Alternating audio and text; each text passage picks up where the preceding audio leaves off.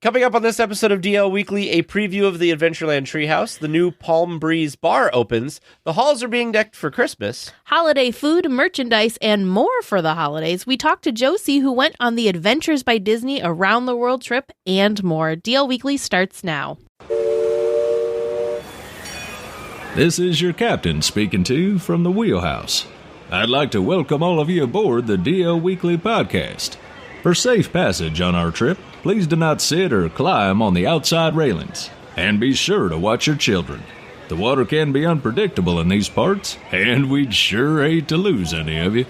Well, hello and welcome to this episode of DL Weekly for the week of November 8th, 2023. I'm Tag Bushman. And I'm Teresa Urban. Thank you to Mike N. and Abby B. for becoming official weekly tiers on our Patreon. Our supporters get some pretty fun perks like DL Weekly swag, bonus content, access to our Discord community, and even a holiday card. A special thank you to Grace W., Devin O., and Josh W. for your continued support. If you would like more Disney magic in your day, head on over to dlweekly.net/support to join. Well, the holidays are quickly approaching, and like Teresa said, we will be sending out holiday postcards again this year to all of our supporters at every level. If you're currently a supporter on Patreon, please log in and make sure that your address is up to date so you can get your card. If you would like to get a postcard from us, head on over to dlweekly.net/support and become an official weekly tier to get on the list. Now let's get to the news.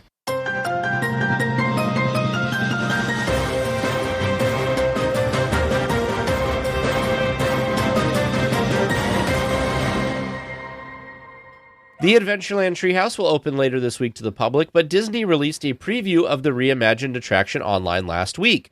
The video shows the Father's Painting area, which is wheelchair accessible and allows guests who cannot climb the steps to experience the different rooms. The animatronics, audio, and overall aesthetic looks amazing. Okay. I, first of all, was very happy that Disney did this preview so far ahead of when the Magic Key preview dates and when this actually opens to the public. So we got like an extra early sneak peek. And it was just nice because, right, there was not a bunch of other noise going around, so you could really hear the ambiance, all that.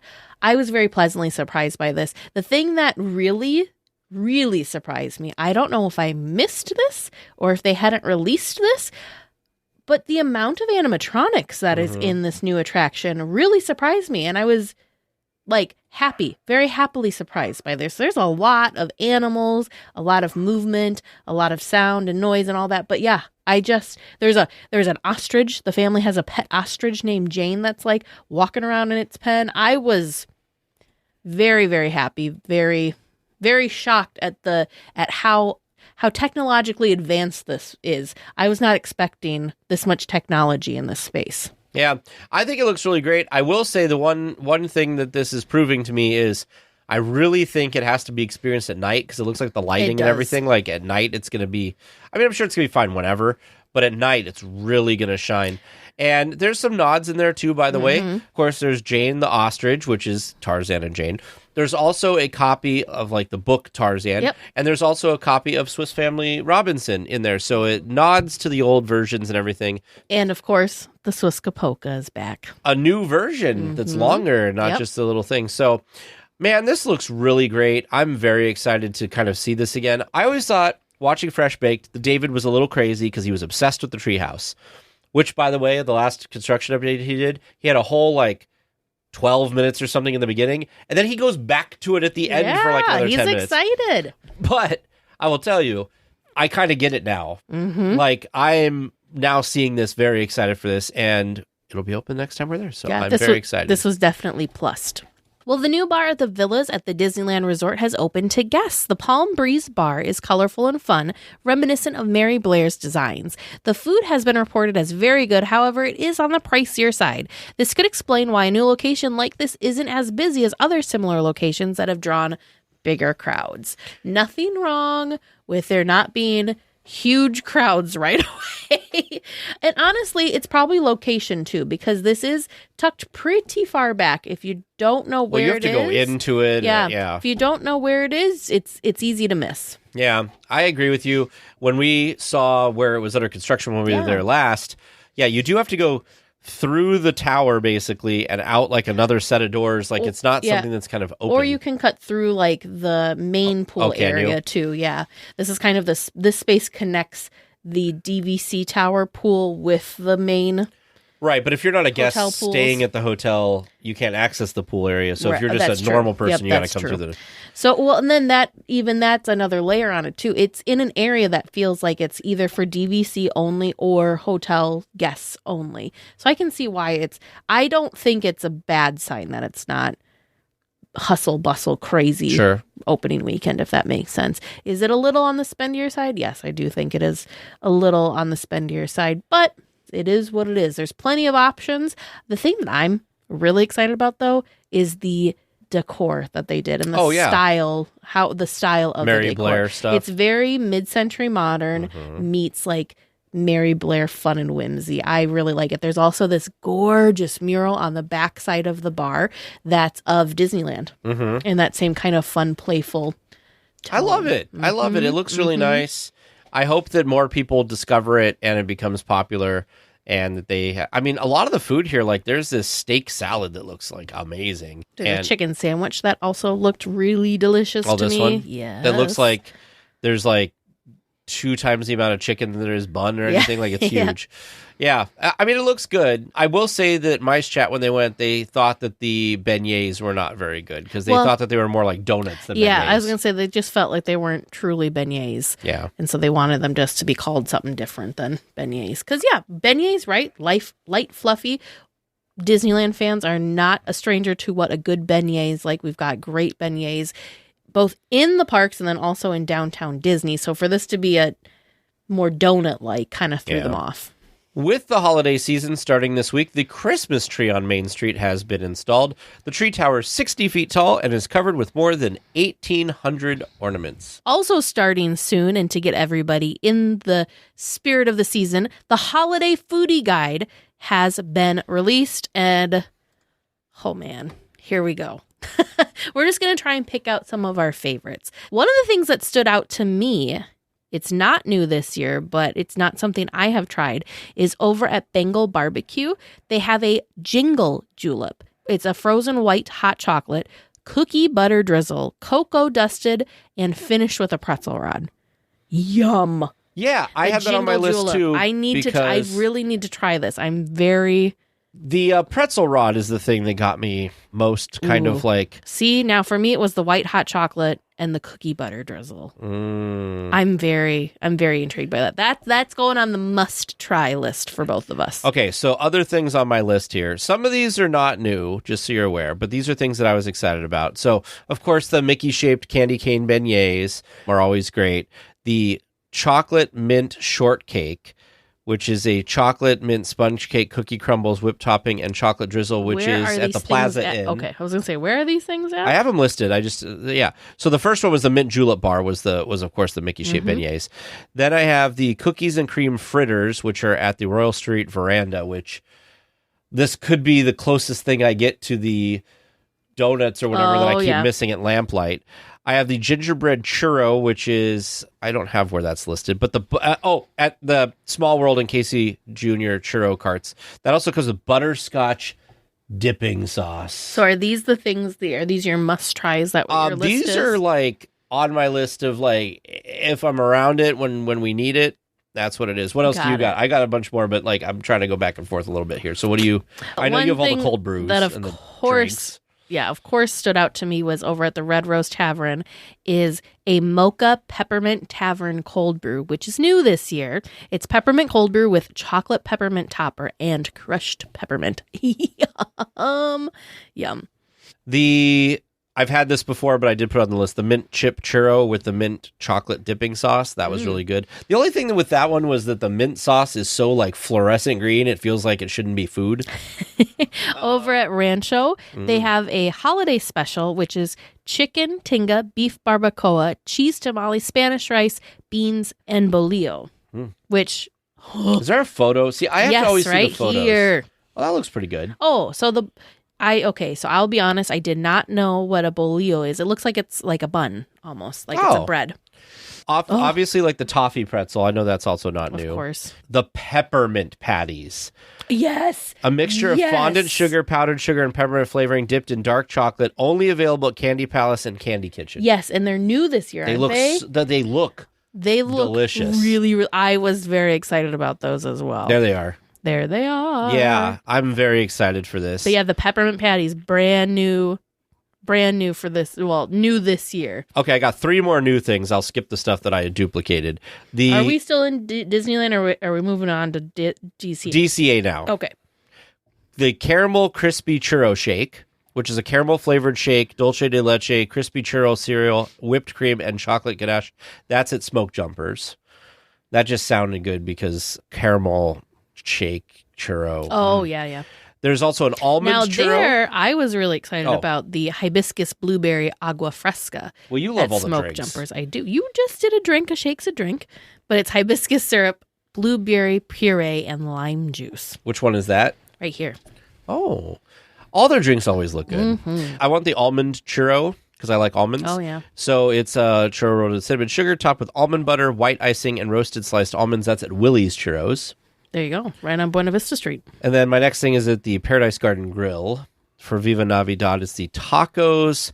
I don't know how to pronounce this word. The gobernador. Marinated shrimp. It's chipotle marinated shrimp tacos with pepper jack cheese served with Spanish rice and refried beans. Of course, I'm not a refried beans person, but the photo of these taco things, they look good. They do look good. So for me, what stuck out for me savory-wise... Aren't you impressed I had a list of stuff to talk about? I am very impressed with you. Over at Award Wieners, they have a Hollywood beef dip sandwich. So it's sliced roast beef on a toasted hoagie roll with fried pickles, provolone avocado spread, caramelized onion, and a jalapeno spice au jus, with, of course, served with cuties or film strip fries. I really might need to try this. I still have never tried the film strip fries, and I feel like a fake Disney fan for not having those because people talk about them, so I just need to know. But that is new this year. And then then there wasn't really any other cold brews to speak of that was there was only a couple of cold brews, wasn't there? There is a cran raspberry refresher at the Hollywood Lounge, which sounds interesting. It's cranberry and raspberry lemonade with a splash of Sprite.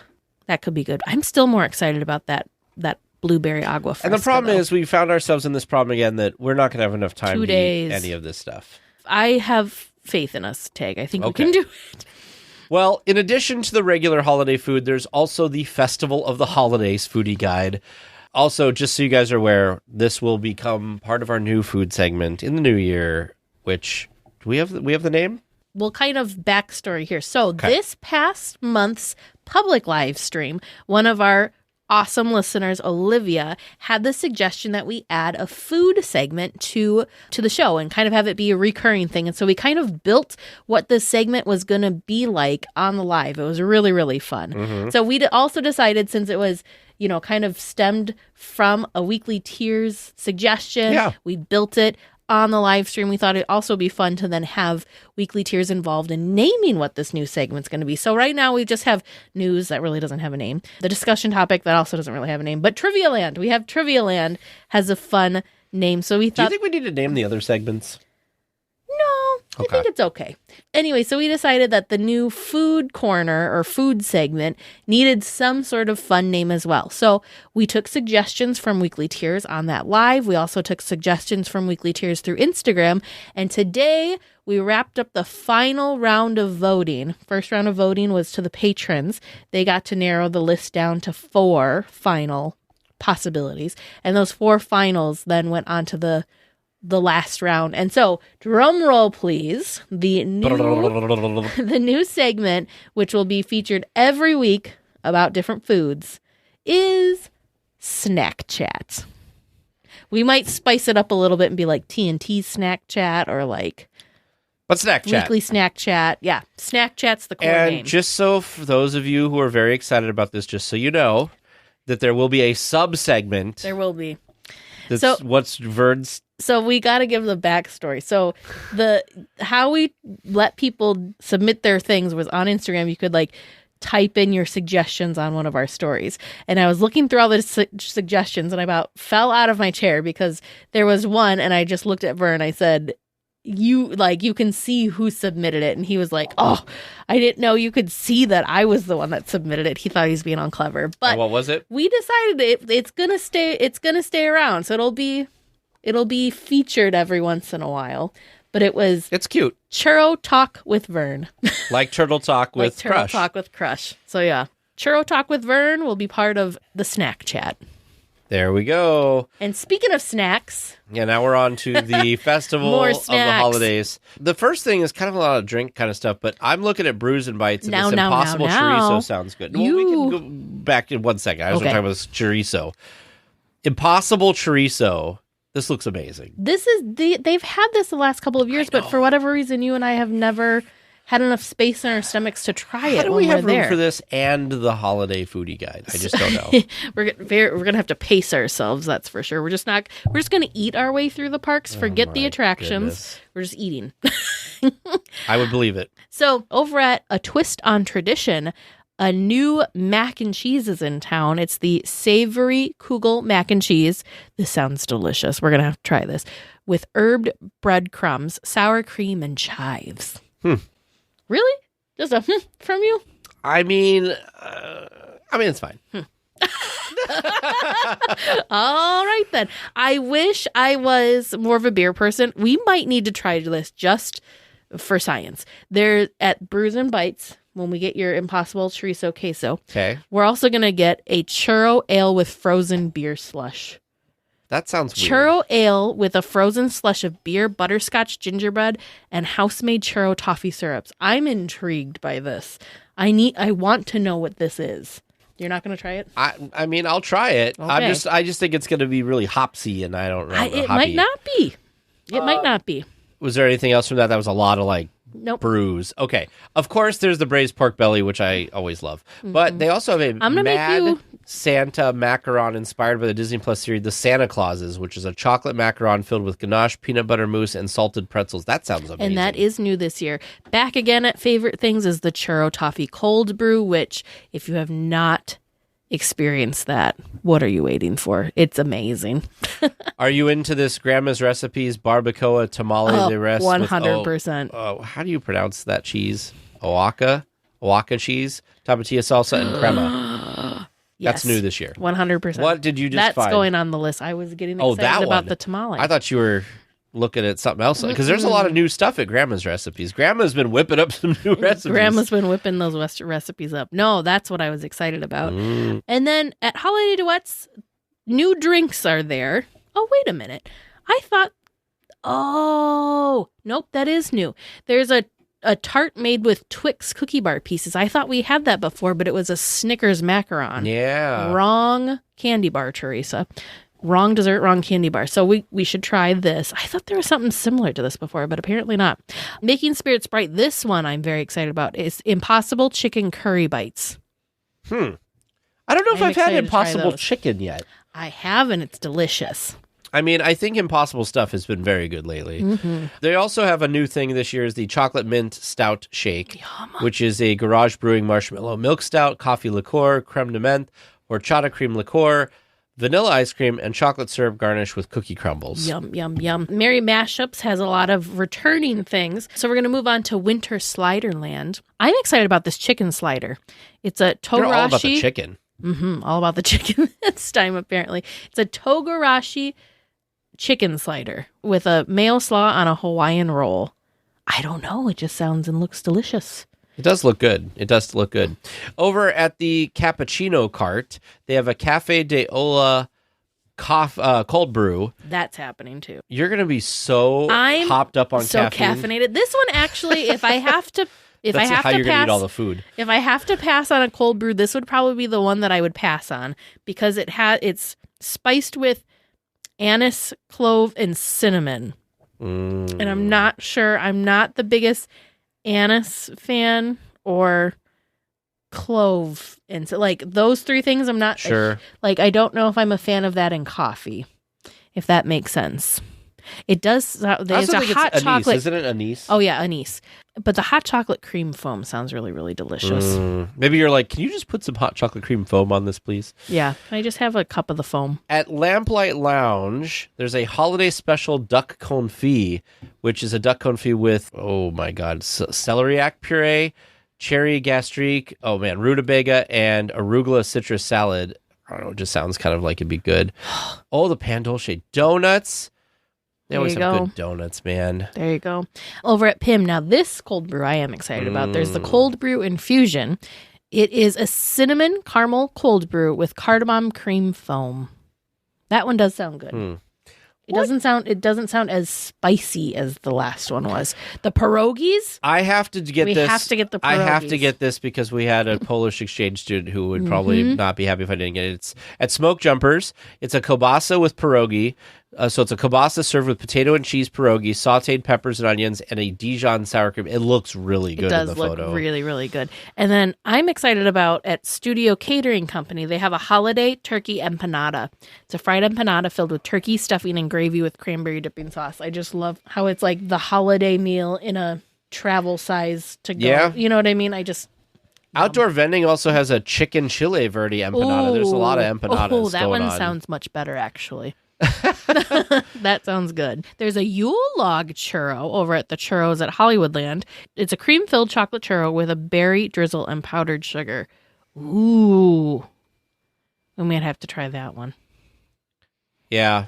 Anyway, that's a lot of stuff there. A lot of delicious stuff. Well, in the future, that would have been a whole segment we just went through, Teresa. Of course. Along with all of the food, there is a ton of new holiday merch that has arrived ahead of the official holiday season this week. From ears, spirit jersey, and everything in between, there's truly something for everyone. And I mean like everyone. They've got some cool stuff this year. They've gone back to kind of a traditional red and green with kind of that retro, like light blue kind of coloring that they put in there as well. Some of these things are kind of neat, actually. I like this like hoodie with the like really vintage Disneyland logo on it that looks like fun. There's a really fun, like it's a spirit jersey sweater mashup that I think looks really nice. It also looks very cozy. It's like a red cable knit spirit jersey sweater that looks great. I just really like the animation style that they're using this year. And there's tons of different films represented. It's not just the same ones that we see over and over again. Yeah. We've got like Dumbo and Pinocchio and Peter Pan's flying above, the genies in here. Like, so it's a lot of nostalgic characters, I guess would be a good way of saying it. How about these Crocs that you can add all these different charms on, like boxes and everything else? There's also, Slipper like, for the ones. Star Wars fan, for the Marvel fan, there's all sorts of Marvel and Star Wars holiday-specific merch in addition to just the regular, like, Disney character merch. Tons of options. Tons and tons and tons of options. I thought there was a lot of holiday stuff out when we were there, but man, they've just like, it's like they backed a truck of new stuff up. Yeah. Like, I don't know how anybody could pick between all of this different, some of these things are really cute. Some of these different vessels and things.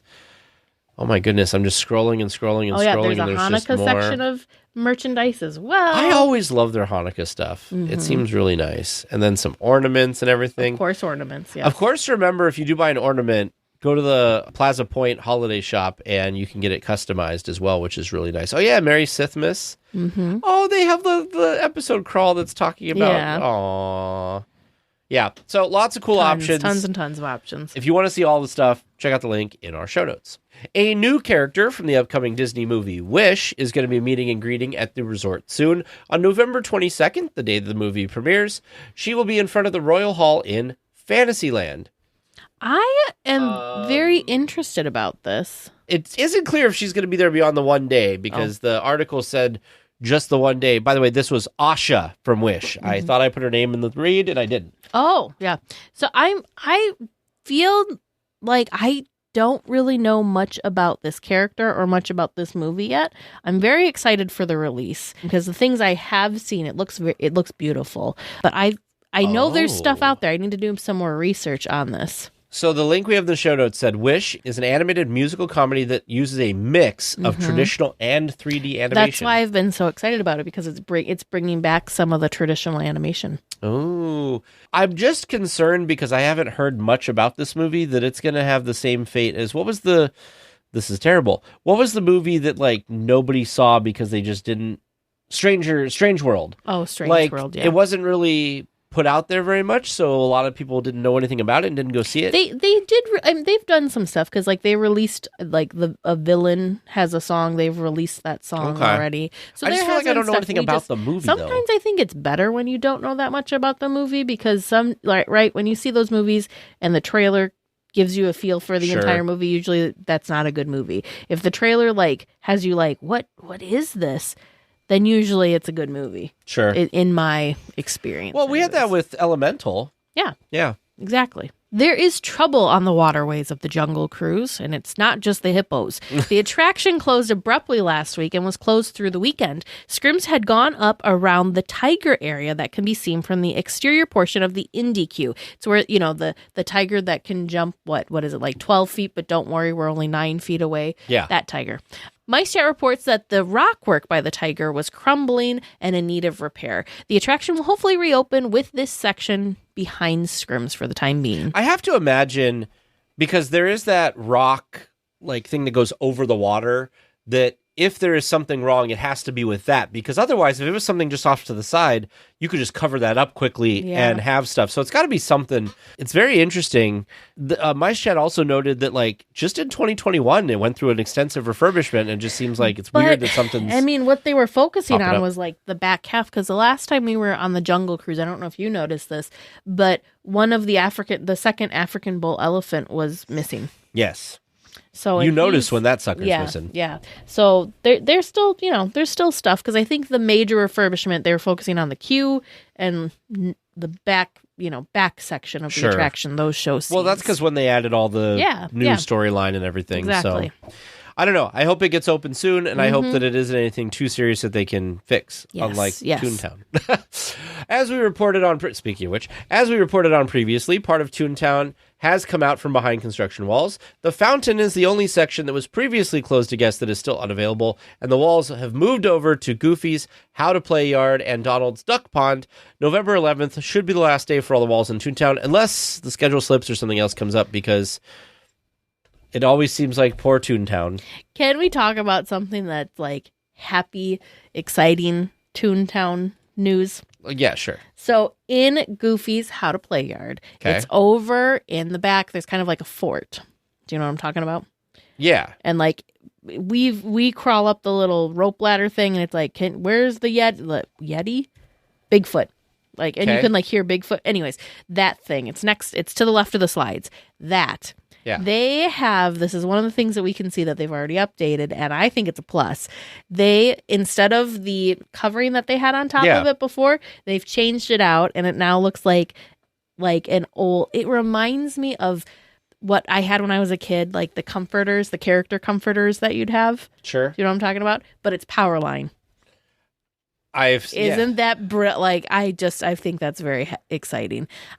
MiceChat did not have photos of it. I saw it on Instagram. I was gonna say I saw it somewhere. Yeah, I don't remember where I saw it on Instagram, and that just made me so happy. Like, that's not something that they had to do, but they did it anyways, and that's it good. fits so well in theme, because Max was one of those kids that had a Powerline comforter. That's just what, I don't know if it's actually supposed to be a comforter. That's just what I'm making up in my head. But that he had like Powerline sheets or Powerline comforter, and now is using that as as his fort covering. I just think that's so fun. That's cool. I'm glad you're excited about it. I'm glad that Disney's doing some cool updates and stuff for you, and I'm excited to see poor Toontown finally not be behind so many walls. Yeah, Doesn't it remind you of like those comforters when you were a kid? Yeah. Oh, there's even like a little Powerline. I don't even know what it is. Like a little figure. That's cool. That's up there too. Super fun. Well, January 7th will mark the end of the Tale of the Lion King in the Fantasyland Theater. The show ran for a little under 2 years at this location and wasn't as flashy as the other shows that had used this venue, but was still very well done, a lively show that a lot of people, including us, very much enjoyed. Oh, yeah, it was a great show. It was. I hope that this means that they're planning to put something else there, because we had a show at the Hyperion. And now we don't have a show at the Hyperion. Yeah. Between a few weeks ago and now, we had no parade at Disneyland. They're going to take this out in January. That's true. It seems like they're removing stuff again. And we're like, no, we just got all this back after COVID.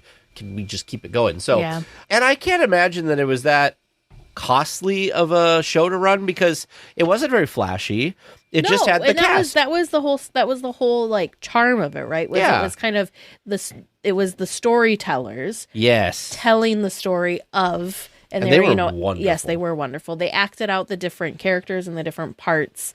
It was really well done, really fun, and I liked the style of it and the interpretation of it. It wasn't just, here's the characters retelling exactly the movie. It was a twist on that. Yeah. I really liked it. I thought it was really well done, and I'm sad to see it going. But, as things happen sometimes, maybe it'll come back for something. Who knows? Pilots, we've detected some producer questions near Jakku. Report to your DLWeekly vessels and make the jump to hyperspace.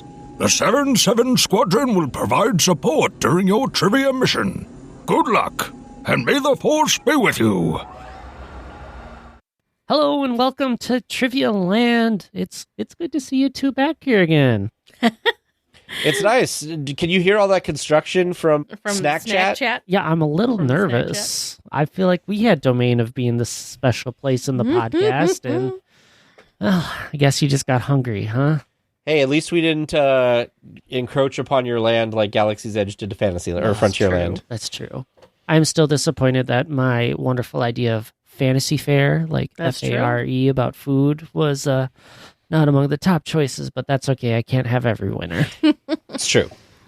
But maybe you can during trivia this week. I got lost reading a couple of websites about some Disney history these past couple days, and so I think I have some challenging questions for you. All right, bring it on.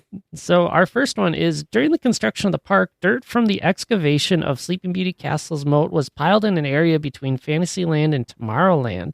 When the park opened, the area was improved with benches and pathways to encourage its use as a picnic area. But the spot had like a nickname that it was dubbed. What did they call it? Holiday Hill. Which is where the Matterhorn is today. It's where all the kids from the 50s would go and make out. Mm-hmm. I mean, they definitely weren't happy about that part. Disney wasn't, no, but the kids probably loved it. It was interesting. I was watching the Imagineering story this weekend with my parents because they had not seen it yet. Gasp. So we watched the first 2 episodes together, and they don't know the history of the park like we do. And so we got to like the section of the Matterhorn, and like, well, what are they? I'm like, oh, that used to just be, that was Holiday Hill. And like, I was going on this whole thing, and they're like, oh, so there was just nothing? Like, yep, nope. So there was nothing there. Like, so they weren't, didn't take something out to put something new in. It's hard to think of a time when Disneyland had free space. Yes, when there was just open area. Yeah. Very true. Wild. Well, speaking of that, when the park opened in 1955, there were a few dozen sponsors or lessees of parts of the park or attractions, Mm-hmm. I've seen numbers as high as 48 when the park opened, though. Holy cow. Well, all the things on Main Street, yeah. I know, there were a lot. Main Street. But, that number shrunk down over the years. And I'm curious if you could guess how many were in place by the time we got to about 1968. How many were in place? I know Walt was trying to get a lot of them out. 68. Yeah. And it was just Disneyland then. I'm going to say like 3. I think it's more than that. Well, I'm going to say You're going to 3. say 3. I'm going to say there was about like... How many were there to be? What? Like 7 to I've 10. seen numbers as high as 48 at the 48, open. okay. I'm going to say 10. All right, I'm going to give you a chance to correct your answer with a hint. It's very convenient that it fell down to this number. Convenient. Very convenient, especially for like marketing things. 13. Convenient for marketing things. You know, just a convenient Well, it number wasn't for Disney 55 because it parks. wasn't that high. So neither of us were right on our first guesses. You were not. Okay. Convenient for marketing purposes. What year? About 1968. I mean, that's 13 years since 13 the park years. opened. That's true. I'll say 13. Just put a 1 in front of my 3. There you go. Trace, what are you thinking? For marketing purposes, though, Ted. I don't know. I mean, beyond marketing, like theming, park history, important things, you know. Oh, It's one of okay. those things. Got it. I'll go with 13 then. I'll You know stick what? with 13. You know what? We were So I was talking. like, is there one per land, like the same amount as lands there were? Did you finish the behind the attraction? No, remember, I'm pacing myself. I know. So I have one episode left, but of course I couldn't help myself, and I skipped the one about like the spectaculars. Oh, Oh, yeah. It gives me hope that they're going to bring Murphy back, because there was an entire section that talked about Murphy oh. and how they didn't mention that anything happened to Murphy, but they talked about how the showstopper for that is Murphy. Yeah. And so they talked about it quite a bit, and I was like, I feel like Bring Disney back Murphy. would not have this if they weren't at least maybe considering bringing something. Well, it depends similar on back. when they recorded that versus when it aired.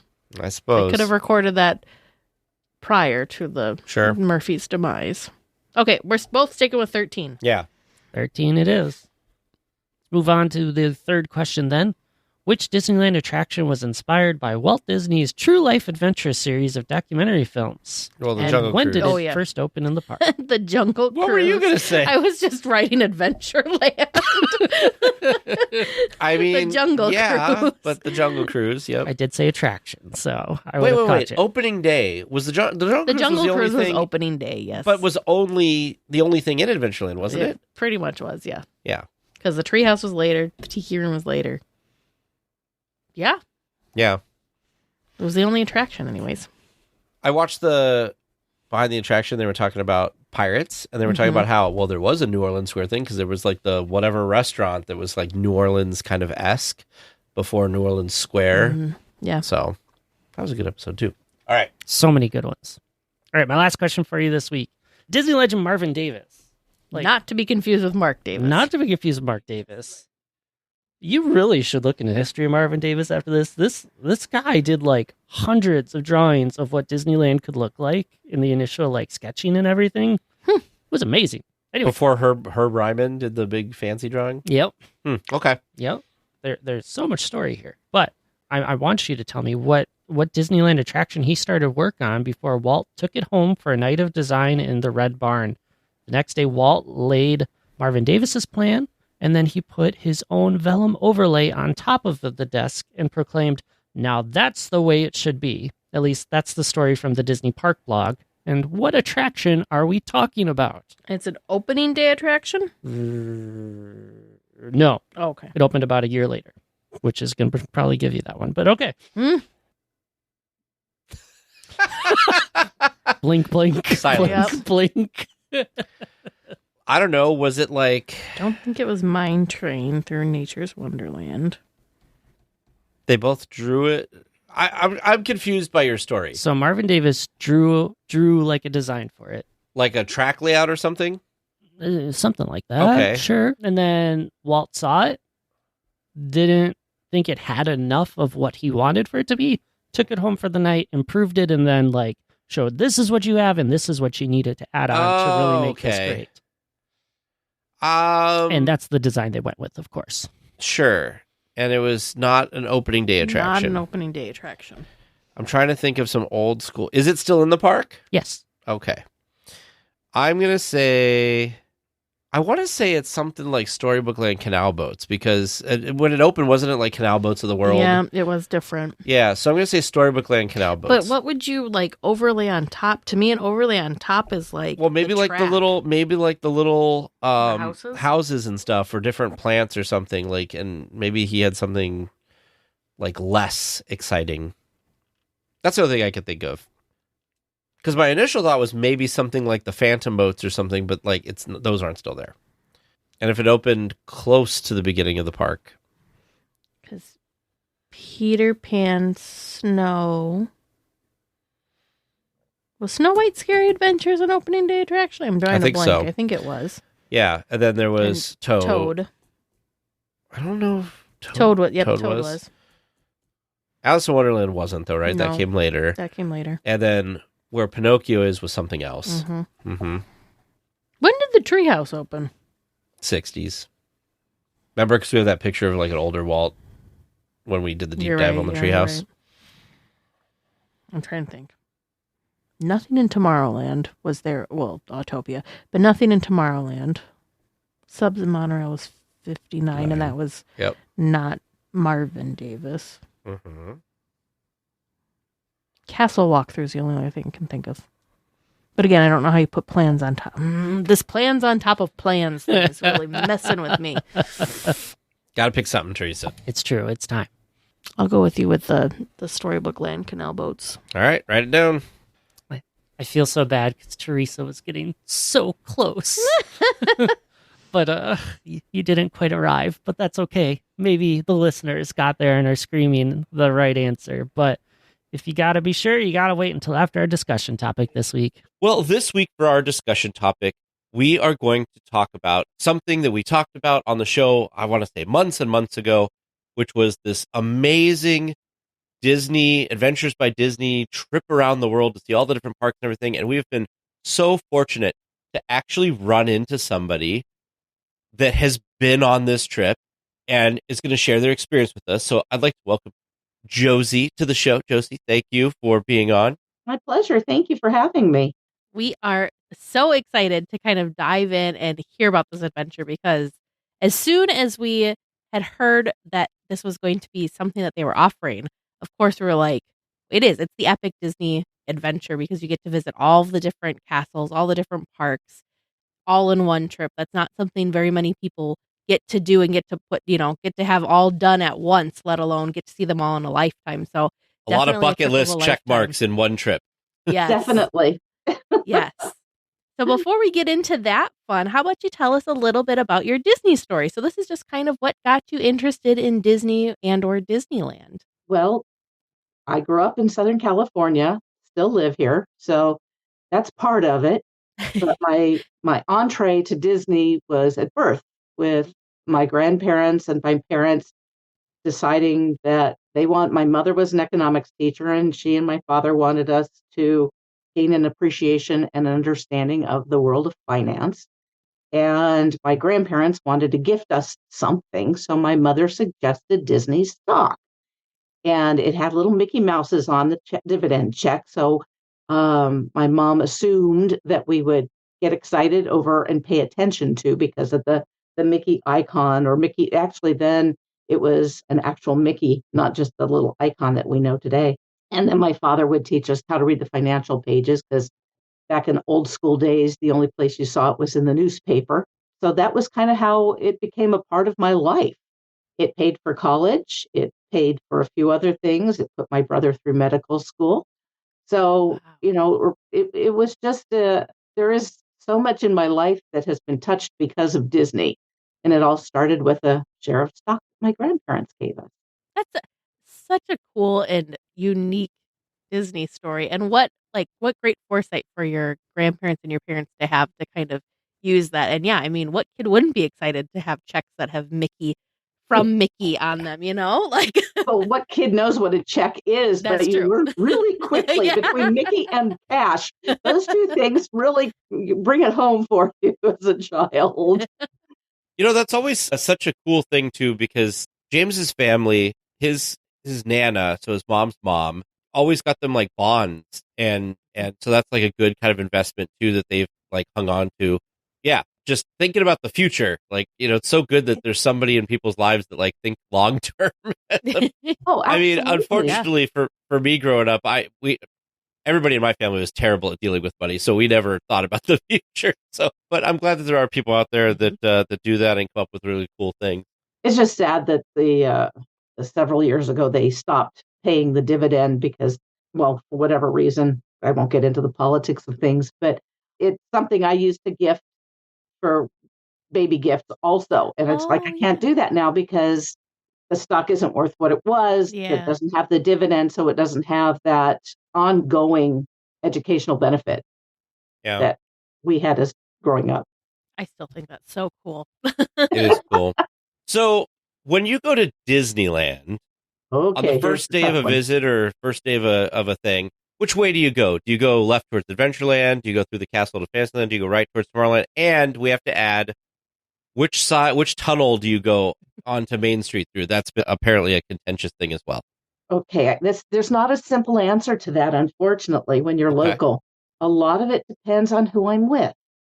A lot of things about Disney are about friends, what we call Disney family.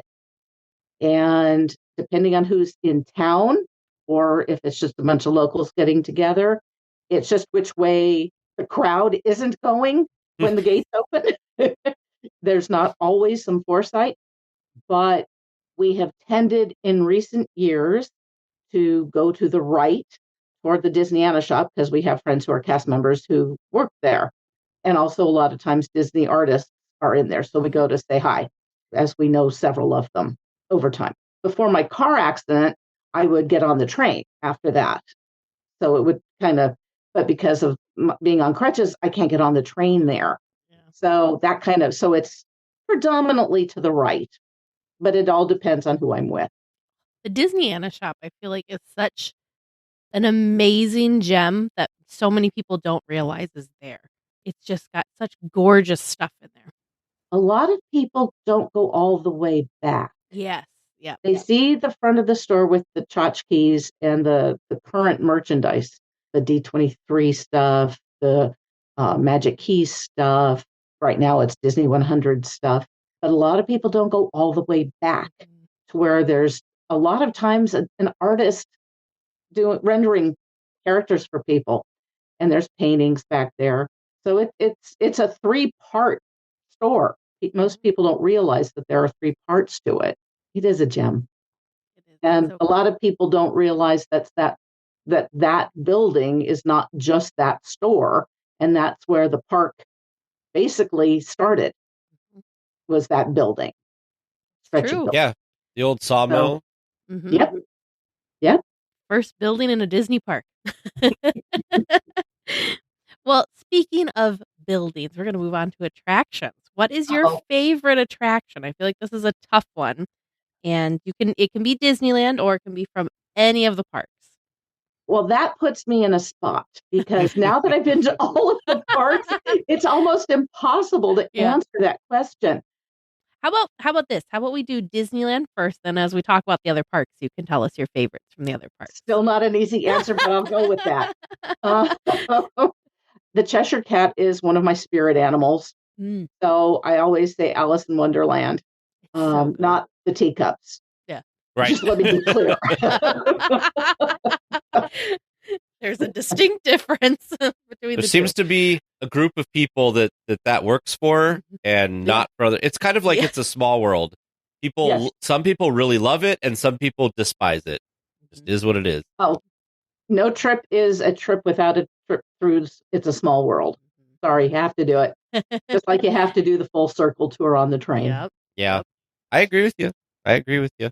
All right. Well, I'm sure we have so much to talk about. Let's get started. So I guess let's start from the very beginning. How did you personally first hear about this experience that you could do through Disney, and kind of what was like your initial thoughts on it, just overall? I heard about it through several of the different Disney. You get emails, you get Facebook groups. So I don't know which one was actually first, but it was out there. And because of its price tag, it was like wildfire spreading through the various social media. My first thought, because of the car accident and my physical limitations now, I thought, gee, wouldn't it be cool to do this?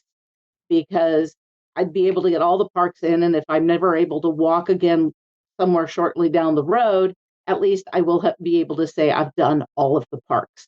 However, the price tag was a big hit. And also it was involved with a lawsuit and all the doctors and stuff I'm going through or with. And so it was like, nah, that's ridiculous. I'm not spending $110,000 plus $20,000 for insurance, which was mandatory. That's just ridiculous. I can't do that. That's crazy. Mm-hmm. And then I get a phone call. I have a friend who's like, I want to go. I need a roommate. Will you go with me? And I'm like, no. She's like, well, just think about it. Okay. So I went back and I reread it and I rethought my circumstances. And I'm like, I had gone on an Adventures by Disney trip in October of 22 to Egypt. And I did it on crutches. I did it. And I'm thinking, well, if I could do that, how much worse could this be? Maybe it'd be easier. Who knows? Because parks, scooters, got to be able to make it work, right? Mm-hmm. So I finally gave in. You said yes to the fairy godmother. You made the sacrifice for your friend. Exactly. I took one for the team. There you go. So that's all she wrote. She had been on several Adventures by Disney trips, so she was qualified in the first round. Oh. So she signed us up right away. And the way it worked, there were 48 hours for the first group, then another 48 hours for the next group.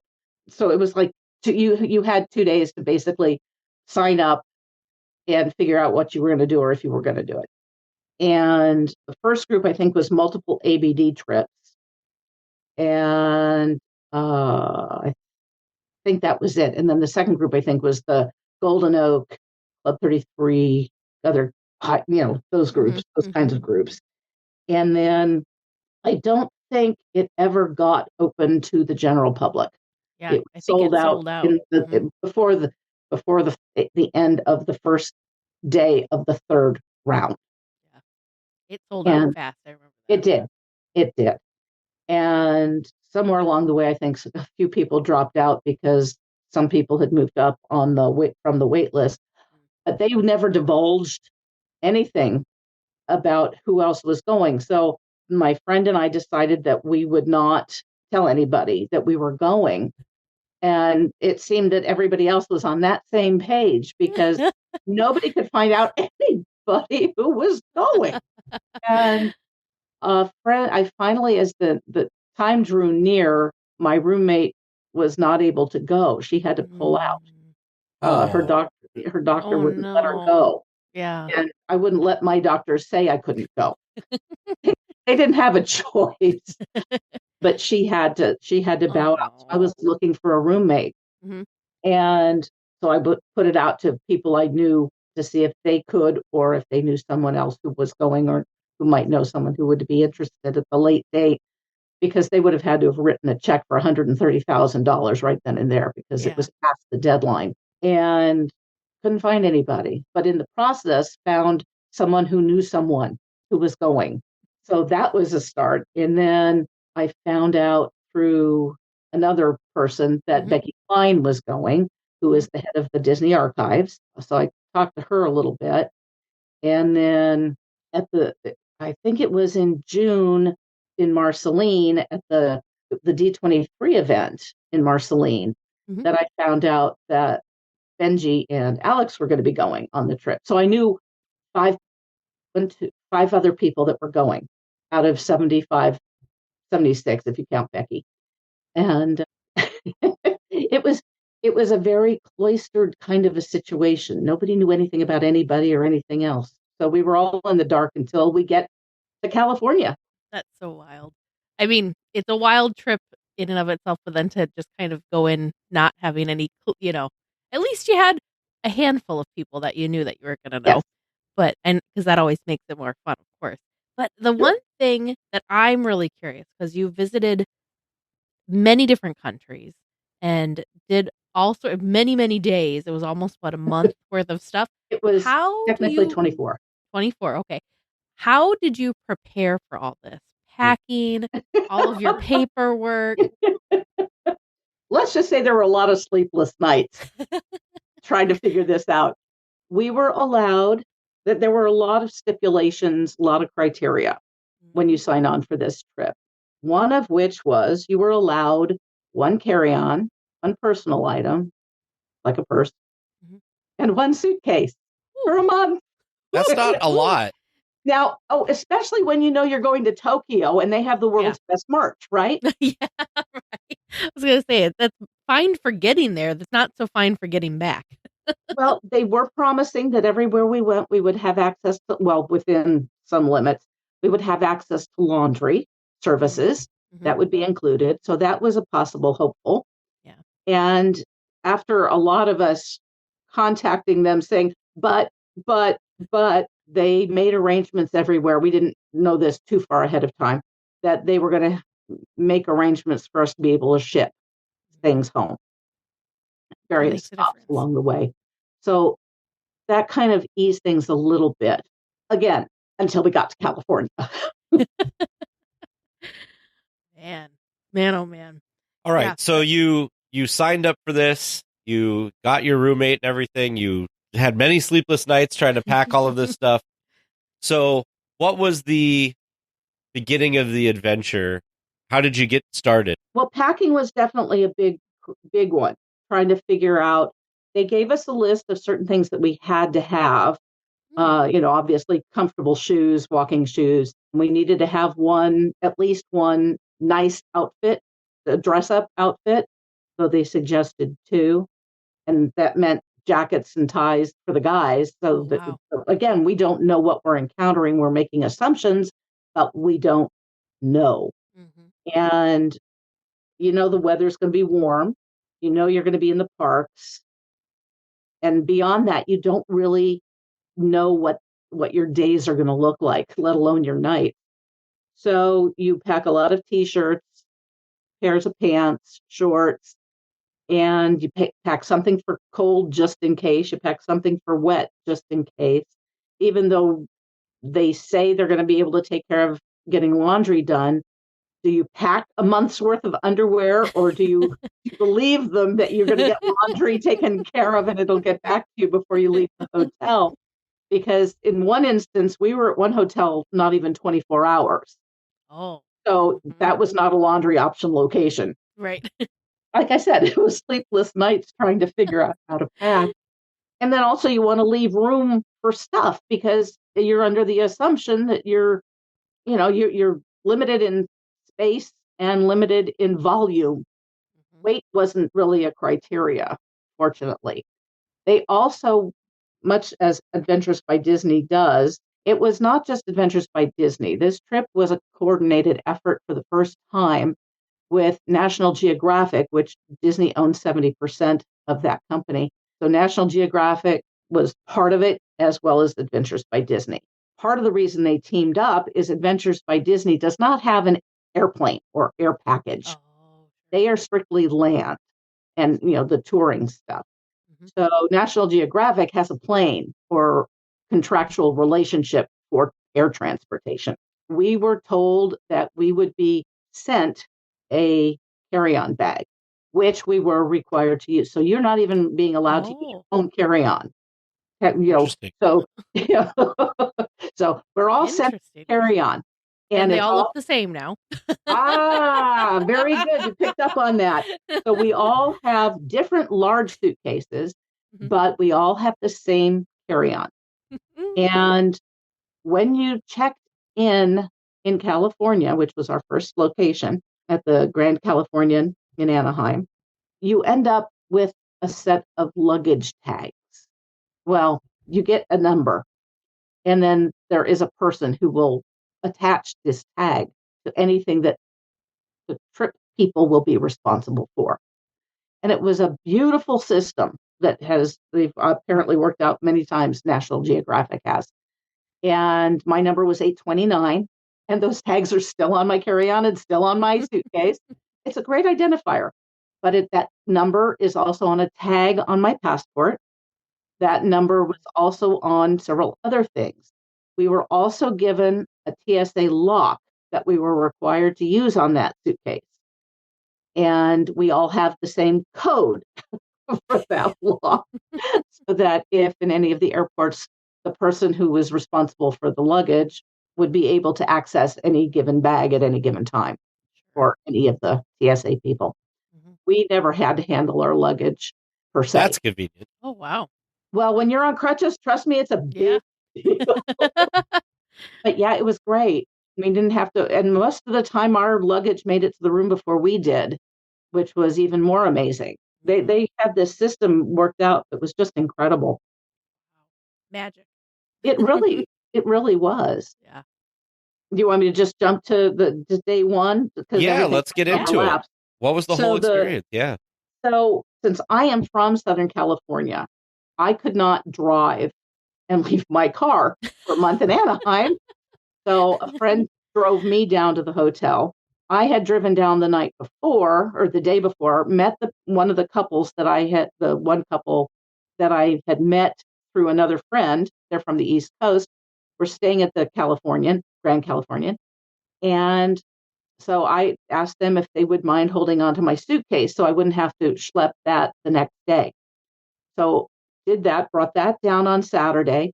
Then the friend drove me and my carry-on down on Sunday morning. Oh, nice. Wasn't able to check into the room yet, but was able to leave everything with concierge and our bell services and went in the parks for the day. And we were officially checked in anytime after a certain hour. I don't remember at the moment. I think it was like 10 a.m. We could start checking in with the team, the ABD team. And the official name of the trip, by the way, was Adventures by Disney Around the World Private Jet Adventure.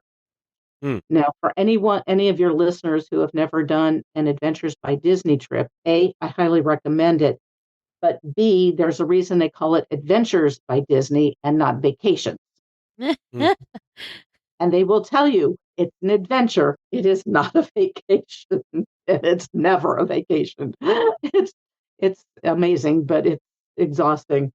So you check in, you sign a waiver, you sign a bunch of other stuff, you turn in the health stuff. You had to show your proof of COVID vaccines and various other things, picked up some paperwork, and then you were on your own until 5 o'clock when we met to go over for dinner. And that was our first get together, would be dinner. So played in the park with some other friends and went back to the hotel, got ready. And in our rooms were more stuff. Again, anybody who has traveled with Adventures by Disney knows it's about the pins. But with this trip, it was about the pins and the stuff. Again, one suitcase, one carry-on, one personal item. Yeah. And they're giving us stuff. We're not even out of the gate yet. And so one of the items was one of those neck fans that you put around your neck. And here was the kiss of death, a folding pin bag. So you knew that was coming. The pin thing's going to happen. You're like, we have a whole bag for all the pins they're apparently going to give. Yeah, it's 24 days. So, okay, 24 pins, right? No, it was more. And when I went to Egypt in last October, they had graciously sent the pins along with the luggage strap and all of the other things that they had sent us for that trip. And we would hope that they were going to do that for this trip because it was only 10 pins and it was heavy. This was going to be a whole lot more. And again, I'm going to have to fly home at the end of this through regular air carriers. They're not going to understand the weight because of pins. Anyway, so there was pins and a postcard. That was another gimme. Everywhere we went, we were given a postcard so we could send postcards home or just collect them as you chose. And then there was a dessert tray in the room. Before going to dinner. We haven't done anything yet, and they're already fattening us up. Trust me, it wasn't but a couple of days into the trip we realized that we were things being fatted for the killing. The slaughter. We were fed way too much, way too well. Then the dinner, we met in one of the meeting rooms in the convention center at the Grand Californian. We headed over collectively to Disneyland. Our first dinner was we did had a presentation so we could meet various people we didn't know yet, and we were in the Lincoln presentation area, Lincoln Theater, and they showed a couple of slides, and then everybody introduced themselves, the team. And then instead of we were doing it backward. Normally you enter and there's that diorama of Washington, D.C. Well, we exited that way instead of entering that way. Sure. And that was where they had the dinner tables set up. Oh, wow. Which was very unusual. I was curious how they were going to make that work. Mm-hmm. And it did work. And they set a buffet up around the displays that were in that entry area. So that was tricky too. But again, desserts, buffet, lots of food, and another pin already. And Mickey and Minnie. Everywhere we went, we had photo ops with Mickey or Mickey and Minnie. Oh, fun. Let's see, after dinner, we had things were timed in such a way so we would be able to go to one of 2 designated areas to watch the fireworks and then go back to the hotel because the day was going to start. We were going to hit the ground running very early the next morning, Monday morning. For anyone who has been in Southern California in the morning, knows that traffic on the LA freeways can be rather unpredictable, to say the least. And we were going to be going first to the Disney studio lot. So they had us on the buses at 6 a.m. Wow. Because we had to be on the lot doing our thing before the workday started. Oh, okay. Because, there's 75 of us, only 73 because 2 had to drop out at the last minute, then 6 guides and peripheral. So we had several bus loads and we had a buffet breakfast and that started at 5:15, I think, in the morning. And that's that kind of set the tone for the rest of the month. It was early mornings, early breakfast, hit the ground running. Like you said, it was an adventure, not a vacation. There you go. It was an adventure. So those of us from Southern California kind of gave a Cliff Notes tour to everybody else. There were only a handful of us from California on the trip. A lot of people were from other parts of the country, a few from Canada, and a large contingent from East Coast and Florida. Wow. So we were pointing out sites along the way as we drove, and then we were greeted at the studio and split up into groups of approximately 25. And there were 3 groups, and when there were 6 groups, obviously it was fewer numbers, but they had us going in different directions up the studio lot, and it was quite a day, quite a morning actually. And then we got lunch in the executive dining room in the Rotunda. Oh, wow. The Seven Dwarfs building. Yeah. So I was going to say, what kinds of things did you get to see on the tour? I'm assuming you've probably been to the studios before. How was this different from kind of the traditional tours that you get? It was expanded. We had access to the company side of the Disney store. So that was fun and different. And we were given unprecedented entree to the Marvel studio, which is 2 floors in the Frank G. Wells building. And the bottom floor of the Frank G. Wells building is where the Disney archives are. So we got to go upstairs. And they had just recently been moving in. So nobody from the studio had ever been there yet from the side of things. They weren't allowed up there yet. I don't know if they have by now, but it was amazing. I'm not a Marvel person. I'm not into any of that, but it was still quite something to see how they have all of their production stuff set up, and they had actual props that we could take pictures with, or they gave us comic books.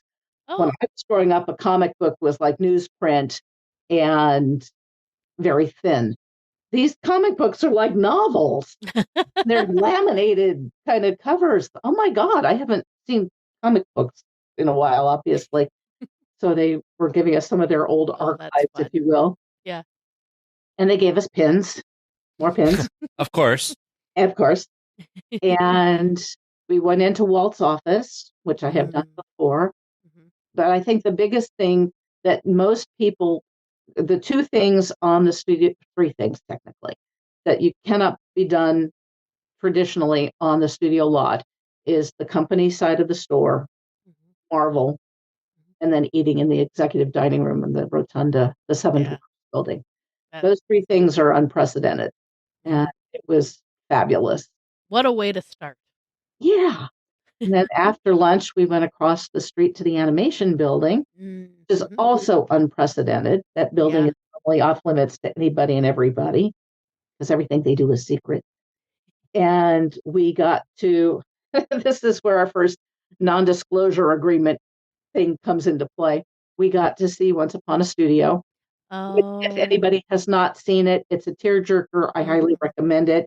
And if you don't cry, there's something wrong with you. You're not a true Disney-phile. Yeah, it is. It's amazing.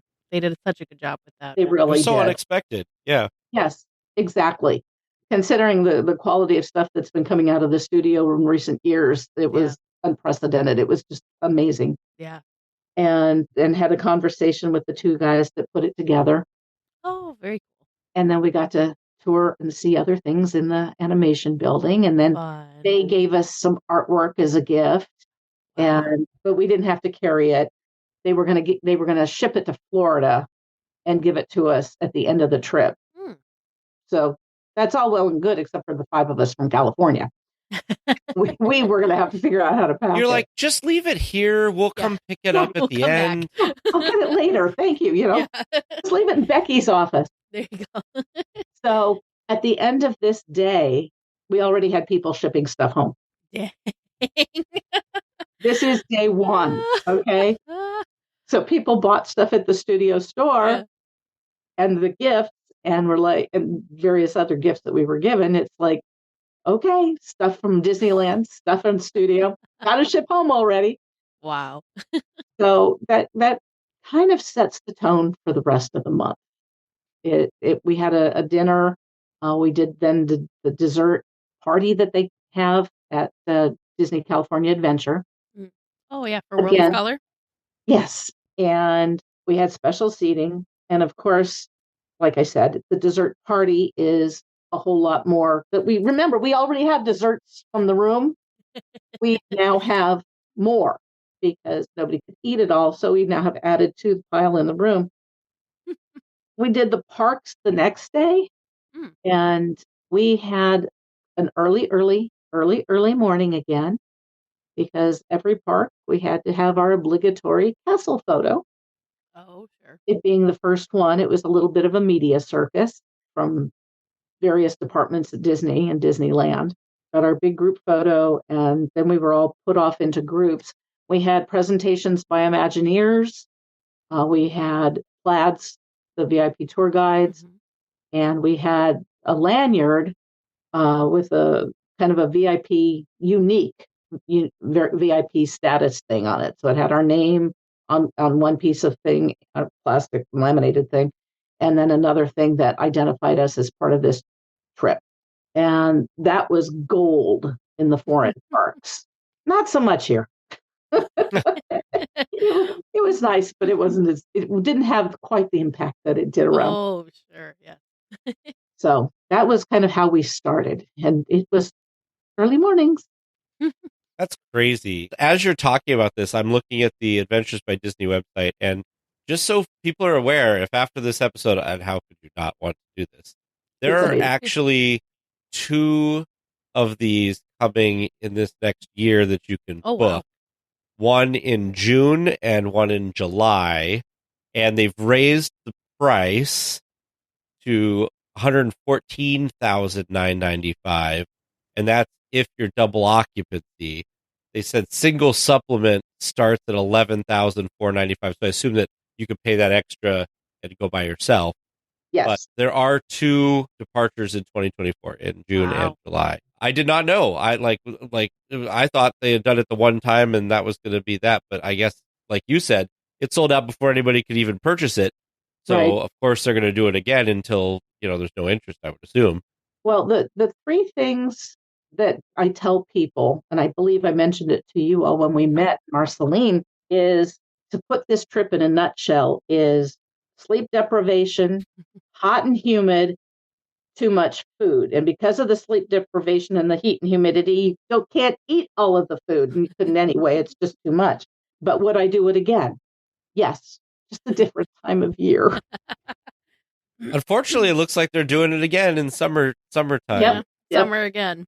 June might be maybe a little bit cooler, but this trip, in spite of the hiccups being primarily the heat and humidity, it's off the charts amazing to be able to freely, because it is a private jet.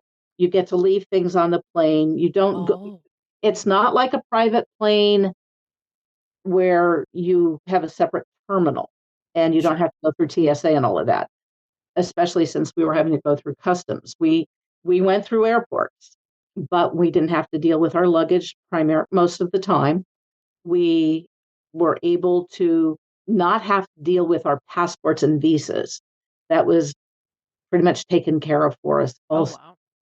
So you freely traveled. You could leave things on the plane. It was great. Although a couple of times it was kind of weird when we were in China and got back on the plane, and they gifted us with an iPad. Oh, wow. And Bose headphones that arrived with the carry-on that we were mandatorily required to use. That was a big package that day in the mail. But many of us left our iPads on the plane. Sure. And every day every time we were on the plane, Becky Klein did a presentation.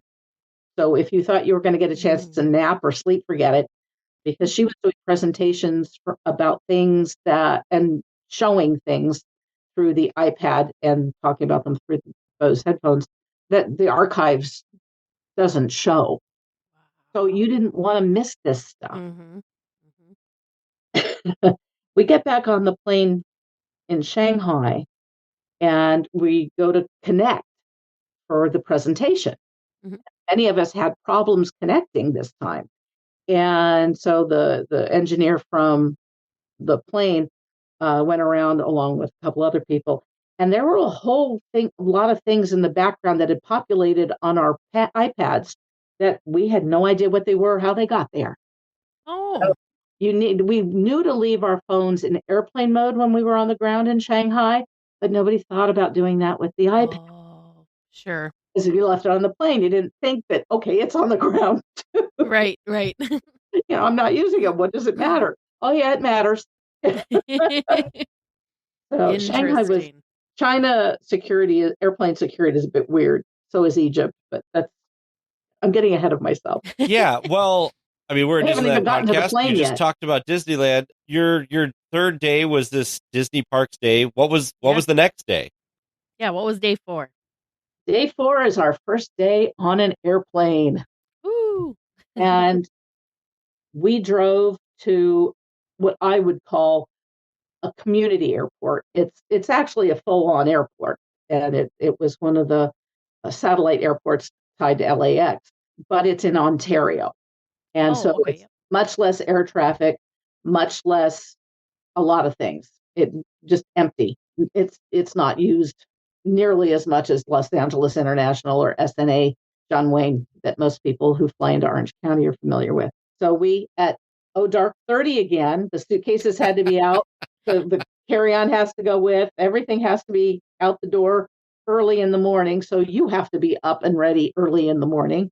And breakfast, of course, at like 5 a.m. and on the buses by 6 a.m. because we have to be on the freeway to make sure we get to Ontario by a certain time and get through everything at the airport, where we had to identify our bags, even though they were already tagged. But the airport people wanted us to get connected with our stuff temporarily, make sure everything was accounted for, because this really was the first time the system was being tested for this trip with the luggage. So everything showed up. Everything was good. And then we are whisked to our own section of the airport. And we have our first glimpse of our Iceland Air 757. And and everybody was all excited because it had our special logo on it, which is the black with the gold star. Yeah. Which may or may not be in the pictures on the website. I don't know. It is now. Okay. It is. Yep. It wasn't before because they didn't have it before, but now they do. They had media, police, airport security, highway patrol, I mean, you name it, everything. I don't think we had an ambulance, and I don't think there was a fire truck. But everything else that possibly could be was out there just to greet us, just to kind of be part of this monumental maiden voyage, I guess. Yeah. Since it's not the last one. And there was a red carpet.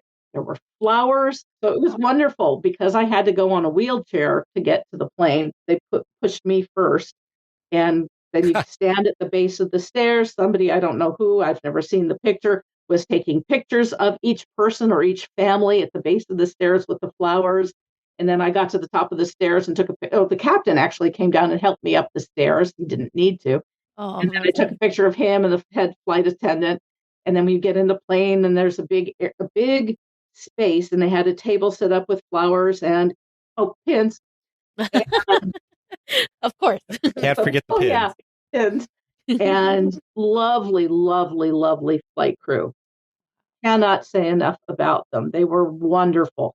Each seat had, I'll show you guys, but they had a little crib sheet for us with everybody's names on it. So the lead captain, the first officer, the senior cabin crew, cabin crew, cabin crew, cabin crew, cabin crew, cabin crew, cabin crew, cabin crew, chef, and maintenance technician. Wow. And these went with you the entire trip, these same people. Yes. So they were family by the end of the trip. Yeah. Wow. That's incredible. They all have my phone number, actually, if they ever get to California. There you go. Yeah. I have a whole bunch of new Icelandic friends. They're absolutely the sweetest people. Unbelievable. And it was smooth sailing every time we went anywhere. But the plane was... I was just going to ask, how was the seating arrangement? Because we're used to, first class and then, maybe like the comfort plus then just the regular. This is more economy. Like kind of a business class. Okay. The seats did not fully recline. I'm short. So when they reclined the amount that they did, there was a footrest. Oh. Well, my feet are short, my legs are short enough that footrest was kind of useless. Oh. Right, get there from here. Yeah. But it was white inside. Cream colored. And each seat had, wait for it, more stuff. So there were hats, multiple hats. We had we have special ears. And then we also had a baseball cap. We had a special pillow and a blanket, which we were to take with us at the end of the journey. And it's very fuzzy. It's very cuddly and it sheds like the devil. I'm afraid to put it in my washing machine. In the overhead compartment, you've got your one personal thing in your carry-on, right? Well, the hard case carry-on got shoved in the belly of the beast along with the luggage because it's a hard case thing and all of the carry-ons were staying together. Well, you open the overhead thing and there is more stuff. There is a large carry-on, soft-sided carry-on with more stuff in it. So we ended up with an extra bag. So when you would bring things onto the plane, you could stash them in there instead if you ran out of room in your suitcase. Well, that's nice. Or didn't want to ship. Yeah. So that was very helpful and grateful to be found. Our flight crew over the course of time became, let's just say, creative. Because every time we got on the plane, they had to do the safety procedures. Oh, sure. It's mandatory. You can't not do that. So they would get creative. And one time we had a couple of our guests, if you will, got to do the safety things. And they didn't necessarily do the talking. They just did the motions with the vest and the oxygen thing. And if you've never done it, it's going to be rather comical because you don't know how to attach things.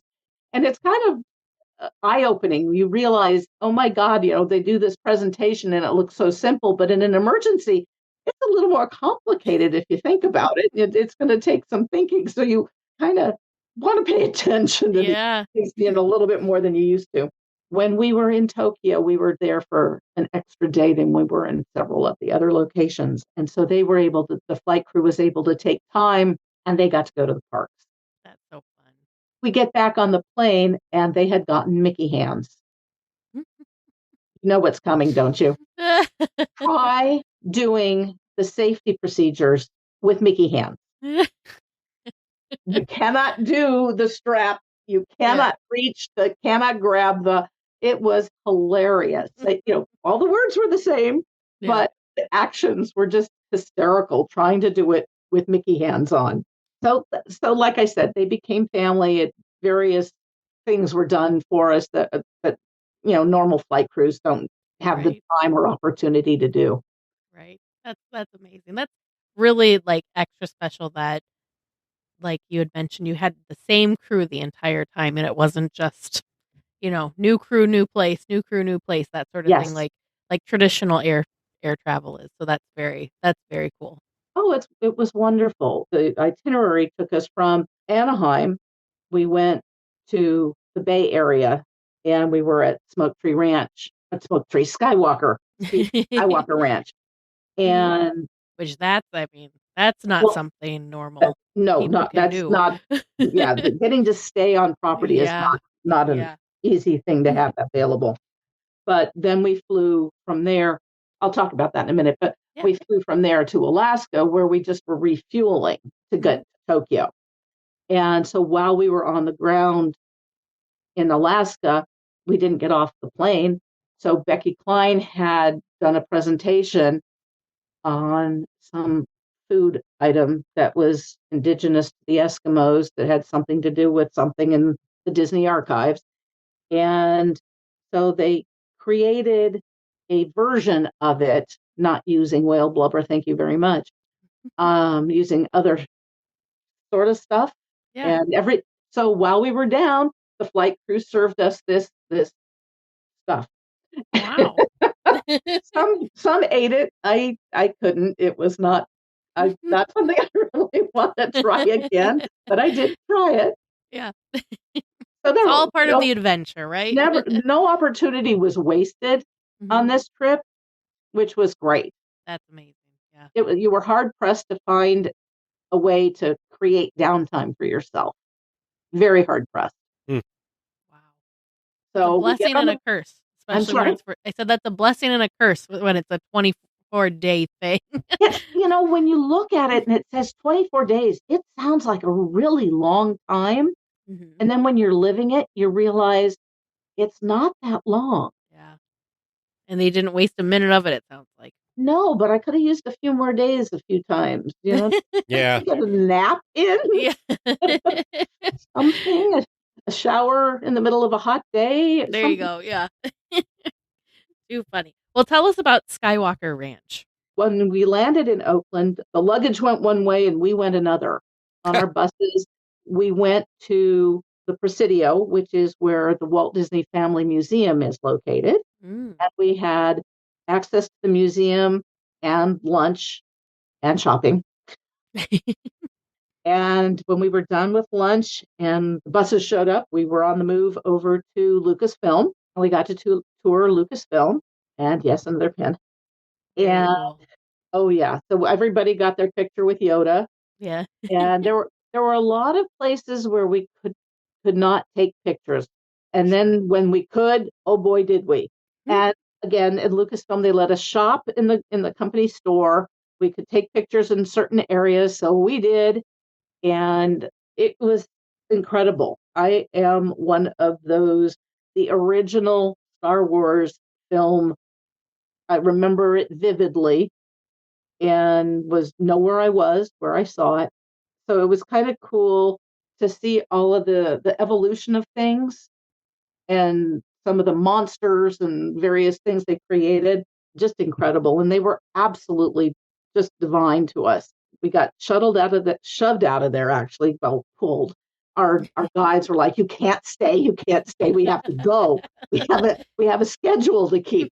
So this is one of the things that's really funny. I found rather ironic. We get back on the buses, we get on the freeway, we're crossing Golden Gate Bridge and it's kind of foggy. So it's kind of eerie.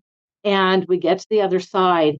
And for something that is so reclusive as Skywalker Ranch, not the vineyard necessarily, the winery, but the ranch, there's signage everywhere.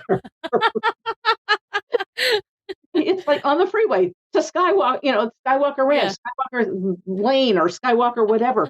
There's all of this signage, and then it disappears. When you're in the mountain roads, there's no signage for anything, and you're just kind of like, okay, where are we going? And then you come to this beautifully landscaped entry area with the typical ranch overhang. And we go in and we wiggle around. We get past the guards, wiggle around. They drop us off in this little courtyard of driveway area. And lush, just gorgeous fountain, bougainvillea everywhere that's just bursting with color. And that's as you look toward the building. The building used to be the offices for Lucasfilm, but it's now residential of sorts. It's a hotel, if you wanted to call it that, which it's not a hotel. But if you turn around, you see the dry Southern California hills. So it's kind of this competing information. You're looking around. You're not allowed to take pictures. In certain places, you're allowed to take pictures as long as someone is in the picture. Oh, interesting. Other places, once you're inside, you're not allowed to take any pictures. And that's understandable. There's a lot of amazing artwork in there. And a lot of it are antique movie posters from around the world. Found some Disney ones, but again, because we can't take pictures, we're all kicking ourselves because we are never going to remember these. Hotel rooms, most of us are familiar with a standard hotel room. You open the door, there's a bed, there's a credenza of some kind, there's a TV, there's a bathroom. This was, you could have fit my entire kitchen inside the bathroom. Wow. It was huge. It was an apartment for some. I mean, it was bigger. The bathroom alone was bigger than my cabin on one of the ships, the Disney ship. It was enormous. And it had a big, deep clawfoot tub with its own TV and remote control with one of the things that goes across the tub. So you could keep the remote control dry. And they had bath salts. They had the most incredibly soft bathrobe. And of course, gifts. More gifts. And a pin? Not yet. We got that a little bit later. But yes, there was another pin. One of the gifts was, as you walked into this vacuous space of a room, was a bottle of wine, a bottle opener, glass, and just various paraphernalia that says Skywalker Ranch on it. That's like, cool. Okay, this is cool. Everything goes in the suitcase because it's all for us. So okay. But we also had access to the gift shop. So guess what? Shipping. Yep. Yeah. Again, this is the second stop, and we're shipping again. Yep. Okay. Who needed a suitcase? You just ship everything. It was amazing. The food is not, I would say 90% homegrown. Oh, wow. From the community or on the ranch. They have their own beef. They have vegetables, lettuce. The produce was incredible. The baked goods, between the chef and his team and other businesses in town that they take advantage of, this food was off the charts. And nobody wanted to leave. We were like, okay, that's nice that there are all these other places we're going, but we're going to stay. We just didn't want to leave. They were so hospitable. So the food was incredible. The experience was incredible. The space was incredible. They're just gorgeously landscaped. And it was a dream. Yeah, it sounds like an oasis. Yes, absolutely is an oasis. And you just wanted to pinch yourself, am I really here? Because it's not something anybody really can conceive. It's just amazing. We did hate to leave. Teresa, you don't probably know this, actually. When I lived in Northern California, I remember driving out Lucas Valley Road, which is where Skywalker Ranch is. Oh, and this is literally in the middle of the mountains. Nowhere. In this section. Yeah, like there's nothing around it. It's crazy. And you're absolutely right, Jocey, that there are signs, Lucas Valley Road. And then like you get out there and you're like, am I on the right place? Is this the right? Yeah. So I remember doing that. And you're very lucky because I'm looking at their itinerary for this next one, and they don't go there. They only go to the Lucasfilm campus, which is what was in the Presidio. They don't go to Skywalker Ranch this time around. Yeah. So you got potentially the only time this will be on that. So that's pretty amazing. Yes. But again, there are some advantages to being the guinea pig. Right. As I understand it, they're going to stay in San Francisco for this next year's 2 trips. Yeah, that's what it looks like. Which is okay too. I mean, there's stuff to do in town, in the city. So it's just, different. Yeah. So next stop's Tokyo. Well, you got to remember, we have to get on the buses. We then go across the bridge, go back to Oakland, get on the plane, and the luggage, of course, had to go out early. We then have to have breakfast early and be dressed and ready to go early. And then take off, and we have to stop in Alaska to refuel. We get which was breathtaking coming in. You're hot. It's been comfortable, and everybody's thinking, it was cool in Anaheim, it was cool in Oakland, but the temperatures for Tokyo, Shanghai, Hong Kong, India, Egypt are not. And at that point in time, France, Europe was going through like we did, a massive heat wave. So everybody's saying, okay, guess we don't need our jackets, our coats, any cold weather gear anymore. So that got shipped home. Yeah. So we get to Alaska. It's beautiful. It's clear. There's snow. There's all different kinds of things to be seen from the plane. And Becky does her presentation, which was very interesting. And we try this, whatever it was, and I don't ever want to repeat it. And then we take off for our long flight to Tokyo. Now, when we're on the plane, we also get fed. I mean, as I mentioned, we have a chef and a sous chef. Oh, yep. And if you had any allergies and so forth, that had already been taken into consideration. And meals were prepared and brought onto the plane at each of our stops. So the food we were going to have on board for the trek to Tokyo was brought on in Alaska. And it was all the food on the plane, for the most part, was pretty darn good. Alcohol was free flowing. I never saw anybody get drunk, overindulge. Yeah. Because our days were such, you didn't have any recovery time if you did something stupid like that.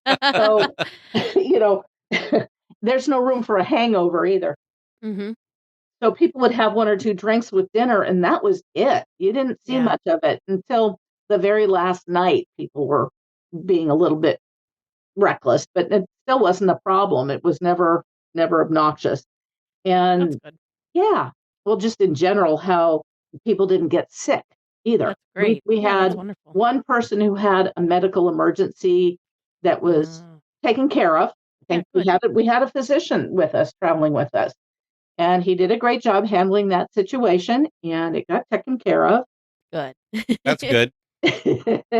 But that's something that's kind of scary. So it's nice to know that you have somebody there to take care of things. Yeah. Oh yeah, definitely. Especially when you're in foreign countries.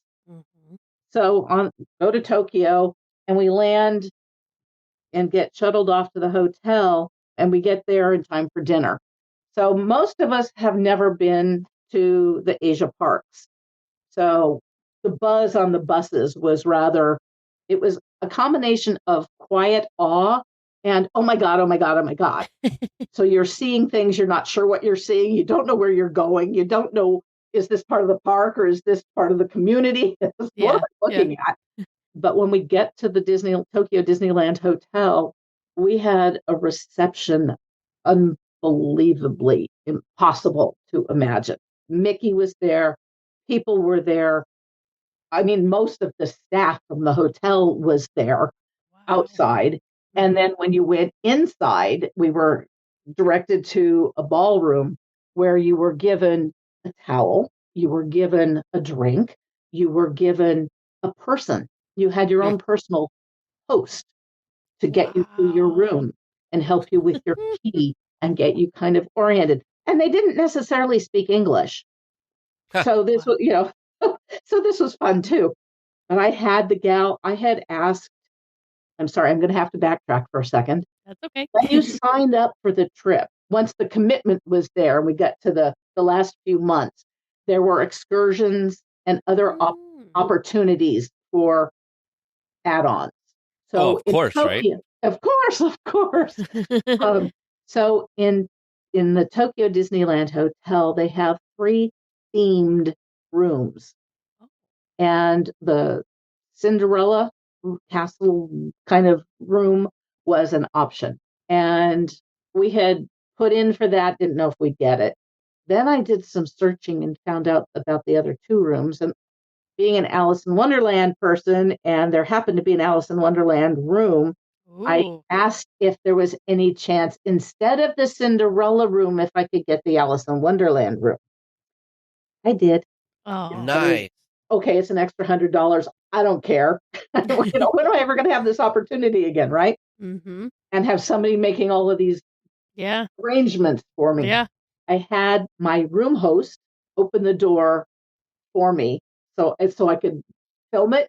So the walking into this room, and there were so many cute details, and it took me forever to get the image of the Cheshire Cat on film.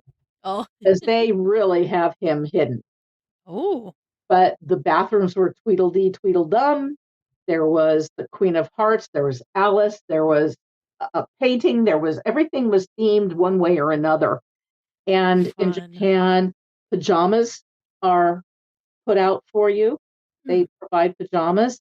Yeah. I didn't take them. I didn't know if that was supposed to be a thing or not, but I left them because I didn't really need them. I had my own. So and enough stuff. yeah, well, yeah. And they didn't weigh much, but it's just like I didn't. It was more about taking the toothbrushes and the soaps and the little vanity kits that they give you. Were those all themed too? They have kids' toothbrushes and adult toothbrushes all boxed and very creatively. And, those are the kinds of things you want to bring home for people to have and see. This was our first opportunity, really, to get laundry done. So we all did.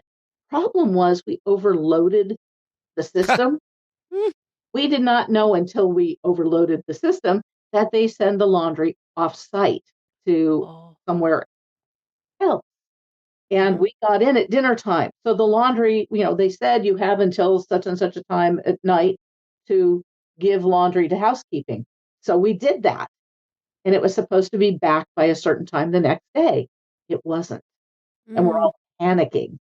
And they're like, oh, well, it should be there. And we're like, no.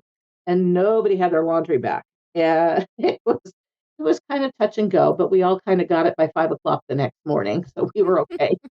It's a good thing you were there multiple nights. Yes, exactly. Unlike Egypt. You have faith in the system until the system breaks, and you're kind of wondering, well, I have to imagine that Disney would have arranged for you to have clothes provided to you if that was the case. Well, you're not going to give them everything, but underwear, it's kind of hard at 10:00 at night when you're leaving early the next morning to find underwear. Yeah. You didn't get your underwear back. So it worked. It worked out, but it was just being the guinea pigs again. Yeah.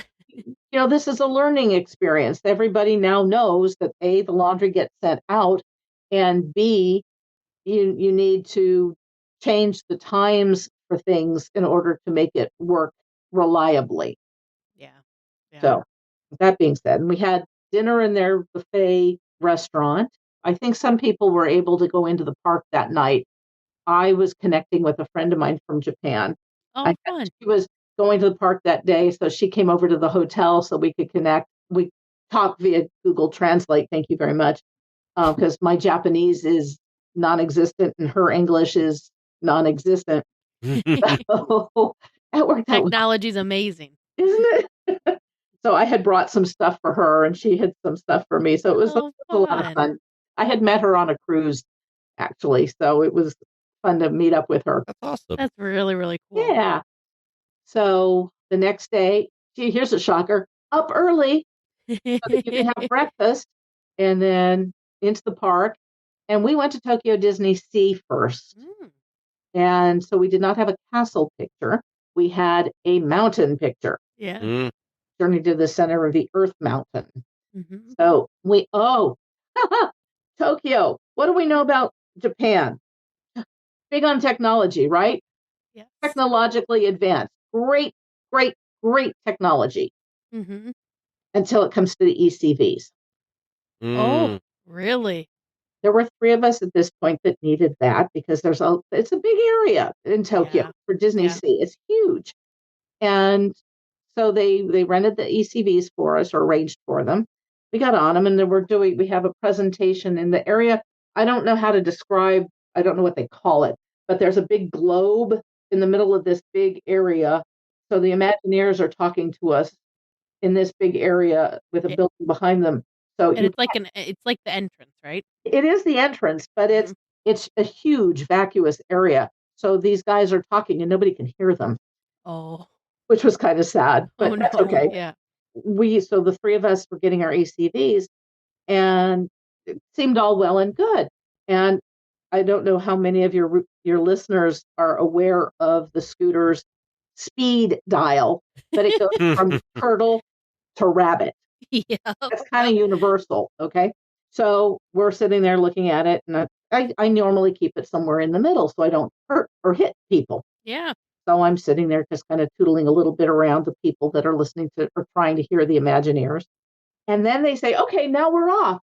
And so the 3 of us rev up our engines, if you will, and we don't go anywhere. So we turn it to full rabbit. And I'll just say that globe statue thing in the middle of the courtyard moves faster than we did. Oh no. So we're like, it's on the fastest it can go, and we're not moving. And by this time, everybody's gone. They're long past, and we're like, we can't catch up to them. We can't even keep up with them. What's the point? So we abandoned the scooters, me on my crutches, and the other 2 who were walking. We were able to catch up, but not on the scooters. So apparently in Tokyo, they have some kind of a regulation whereby the scooters cannot go above a certain speed. Oh. They don't want to have any kind of injuries risk.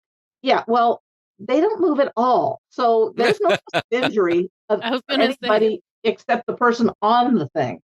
Yeah, it was made for a tougher time for me and the other 2 walking around. That is a big, big park too. It is. Park. Yeah, and trying the heat and humidity to do it with crutches. It was not my favorite experience. No. But I did it and made everything that everybody else, it was able to do everything everybody else was. It just took me a few minutes longer to get there. If it was downhill, it was much faster. They made arrangements for us to get to see things before the park opened. So we all did their version of Soarin' first thing in the morning after the photograph. And then when we came out of that experience, we met up in one of the restaurants that's not open yet to get some water. And I started speaking with one of the Imagineers. I said, oh, well, where did you hail from? Because he's obviously American. And he said, oh, well, I work in Burbank I said, oh, at Imagineering. He goes, yeah. I said, oh, that's great. Where do you live? And he says, I live in Pasadena. And I'm like, really? Where? He goes, and I go, I'm from San Marino. He goes, oh my God, the Vaughn's on Sierra Madre? And I'm like, yeah. He goes, that's where I shop. I go, oh my God, that's where I shop. I mean, you travel all this way and it's like you find one of your neighbors, right? Small world. Wow. Exactly. And that's the kind of thing we were finding. I was getting picked on because everywhere we went, people knew me or I knew them. Now, once we got away from California, I figured I was safe, and then we get to Tokyo. Yeah. It didn't work. That's so fun, though. I was waiting for Florida, where everybody else knew everybody in Florida. There you go. Yeah, it did happen. But Tokyo, oh my God, the way they approach things is so civilized and so different, yet so much more.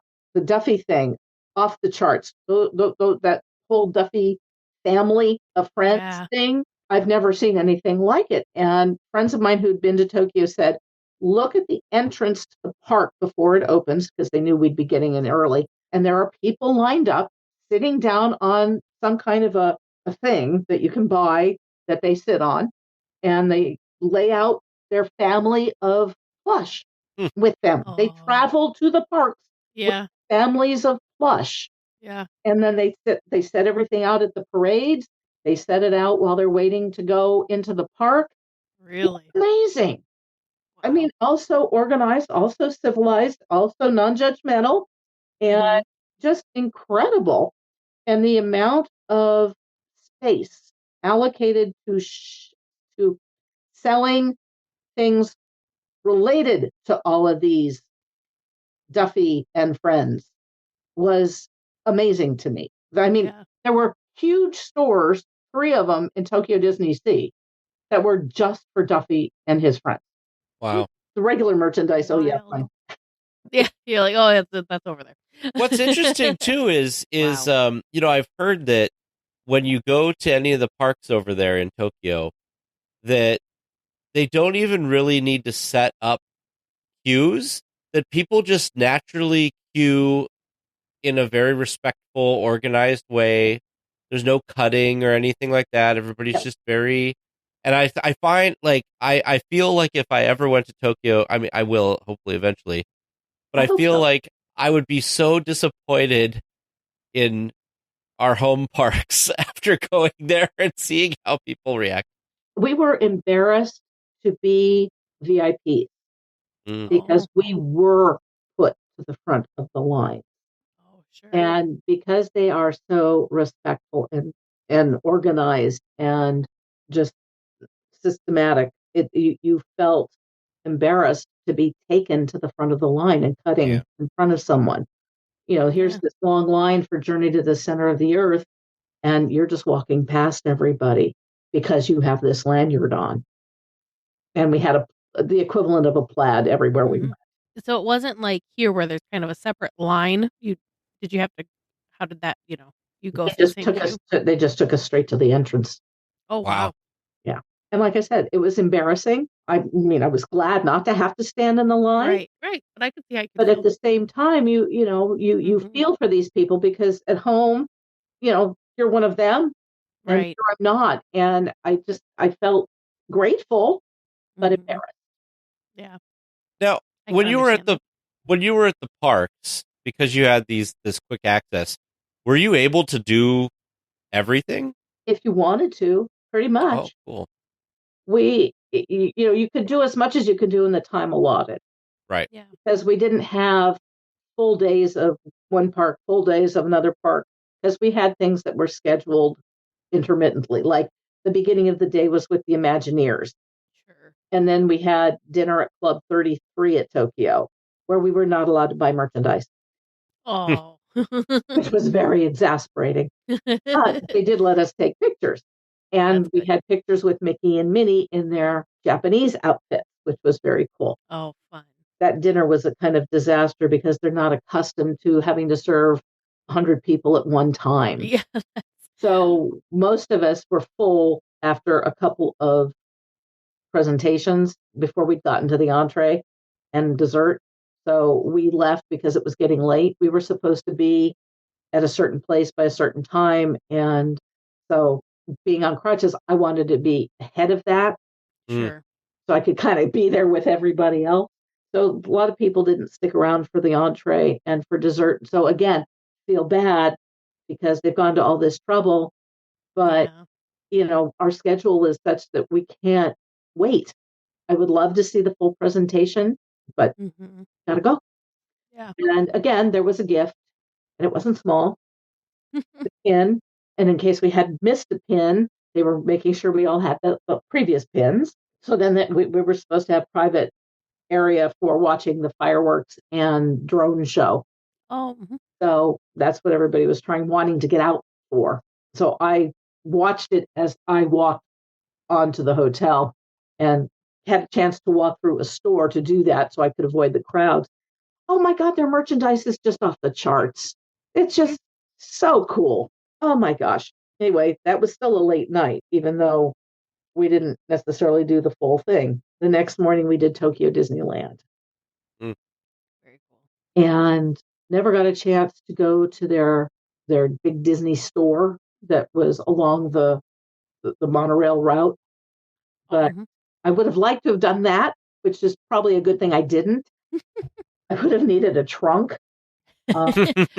More stuff to mail. Yeah, already had that problem. And this was the first time I shipped, because after doing Tokyo Disneyland, I had gone with several people requesting popcorn buckets, because we all know their popcorn buckets are off the chart. Mm-hmm. And so I had a few people who wanted the 40th anniversary one. Sure. As it lights up, and it's very cool. And they're not small, and they're not collapsible. They're, fragile. So I went downstairs. This was another thing at 5 a.m, the area where we would go to drop stuff off to be packaged and shipped home. Yeah, so you had to do that before breakfast. And then there were a couple of times during the day and evening where we would have a break and you could go give them stuff to ship. And yes, we got billed for it, but it's the thing that people should know if they're thinking about going on the trip and shipping home from the foreign countries is you don't know how much they're going to charge you or what they're going to charge you for. So one place was charging us for the bags that we had received to put merchandise in. Oh. So there was duty essentially on that. Yeah. It was just kind of weird, but they did a great job of packing and everything arrived okay. So I'm not, well, good. It's one of those things, lesson learned, not a big deal. It was a big deal in India, however. That's another story too. But Tokyo Disneyland, again, being on crutches, I couldn't traverse the entire place. But we had pretty much free reign that day. And when we also had on one of those 2 days, I can't remember which right now, I think it was Disneyland Day, we had excursions. So you either do all day in the park or part day in the park, and then you could do any of these excursions. So I wanted to see, having never been to Japan, I wanted to do the city tour. And that was incredible because you go up in this building to the roof, and it's the tallest building around, and they have a helipad, and you can take a picture of yourself on the helipad. But they have this observation deck is incredible, and they have windscreens up around the perimeter of it and hammocks. Oh, so you can that lay sounds in the terrifying. hammock. Well, yes and no. It's apparently a lot of people do it. They just sit in them and they watch the horizon for a while. wow. And watch it change. And I wouldn't get trapped in a rainstorm on that. They try and get you out of, because they're made out of rope. So they're net-like. They're not solid. Yeah. I would have gotten caught. But wow. I mean, it was pretty incredible, and got a small tour of some of the different areas of Tokyo. And then also I did a bento box making class. And that was fun. It was mostly made with rice, so we didn't have to deal with the perishables too much. But we made Lotso, Baymax, and Mike Wazowski. Oh, that's fun. So it was. Yeah, that's cute. And we could take it with us, so we ate more stuff. But this one was edible. Yeah. There were a couple of other tours, too, that people could do. And people took advantage of it because, it's not something that you otherwise would necessarily have access to. Mm-hmm. So exactly. Yeah, they have quite the activity options here on their site. That they have 3 different options for different times of the day. They have, of course, Tokyo Disneyland and Tokyo Disney Sea. They have a Kamakura Zen tour. They have a city tour. They have a modern Japan tour, an art and architecture tour. Mm-hmm. Yep. They've expanded the list. Yeah. Wow. There weren't that many options when we selected. But there's a lot to see, a lot to do. And if they have the same time frame that we have, it's hard. You want to do it all. Yeah. That was all offered on one day. Yeah. Right. Tough choices. It is. Needed to be made. I mean, do you pick all day in the park because you've never been there and may never get there again, or halfway in the park and go do something and see the city, which you may never ever see again, too. Right. Very tough choices. Yeah, it's very difficult to make these decisions, and you have to do it before you ever get there. So you're kind of doing it blind. You don't know really what you're choosing. They give you a description, but they don't really have a thorough description. Sure. I'm sure none of the choices were bad choices. I'm sure they were all amazing things to do. It's just choosing. Yeah, that's the hard part, is choosing. Saw a temple and saw the thing where you wash your hands. It was very floral, which was kind of cool. Saw a lot of koi, but went to this one little, it's like an alley that's a really big deal shopping thing. It's just a block, but it's a big shopping thing for, I guess, the millennials. Oh. And there was a 99-cent store. Oh, no, not 99-cent. It was Daiso. Oh, yes. Do you guys have that in the Midwest? We don't have that in the Midwest, but you guys have that on the coast there. Oh, yeah. And it was like, oh, my God, I want to go into the Daiso so badly because I want to see what they have versus what we have, if it's the same or different. But no time. Yeah. I took a picture. Too funny. Well, we had so much fun talking with Jocey, and of course, this massive once-in-a-lifetime Disney bucket list trip could not fit into a single episode. So please join us next week when we continue our conversation with Jocey. It's okay. I'll be the only weekly tier without an answer. Make sure you send your questions to Producer James or Producer Vern at trivia@DLWeekly.net. All right, welcome back to Trivia Land. Hello. I wasn't sure how you do this week, and not great. I guess we'll find out. I'm thinking we did like 50-50. Okay. 50-50 is not bad. Especially after last week when Vern kind of gave you the runaround. All right, well, let's find out what our answers are so we could see if you actually stop waiting. I mean, we had to take half of a trip around the world to wait for our answers here, James. That's true. Fortunately, I didn't make you wait until the end. During the construction of the park, dirt from the excavation of Sleeping Beauty Castle's moat was piled in an area between Fantasyland and Tomorrowland. What was this spot dubbed? You correctly told me it's Holiday Hill. Woohoo! Later, Walt decided to cover the forested 20-foot-high mound with artificial snow, add a toboggan run, and start renaming it Snow Hill. Of course, that changed. And then we got the Matterhorn. Mm-hmm. And then the Matterhorn. Sure did. Question number 2. When the park opened in 1955, there were a few dozen sponsors or lessees of parts of the park. I've seen numbers as high as 48. That number shrunk down over the years. I'm curious if you could guess how many were in place by the time we got to 1968.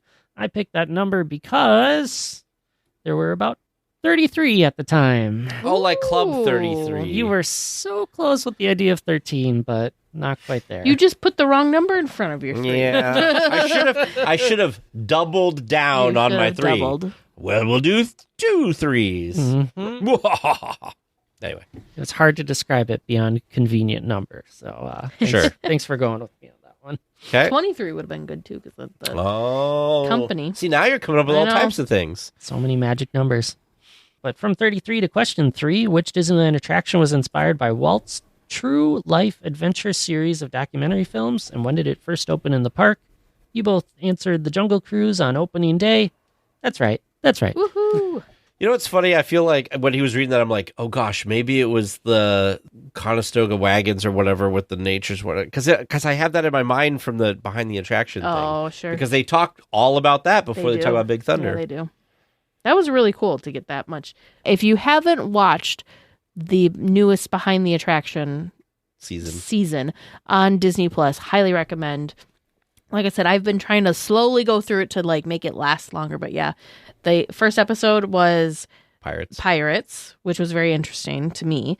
Well, they're all fascinating, but Pirates, now I have a little bit of a love-hate relationship with Pirates because of Pirates is like why the Imagineers now put the same attraction in multiple places because they didn't have it in Walt Disney World, and there was they were supposed to have an amazing attraction. So cool that Mark, not Marvin, was working on. It was going to be like the Old West version of Pirates of the Caribbean. So instead of it being pirates, it would have been amazing, I think.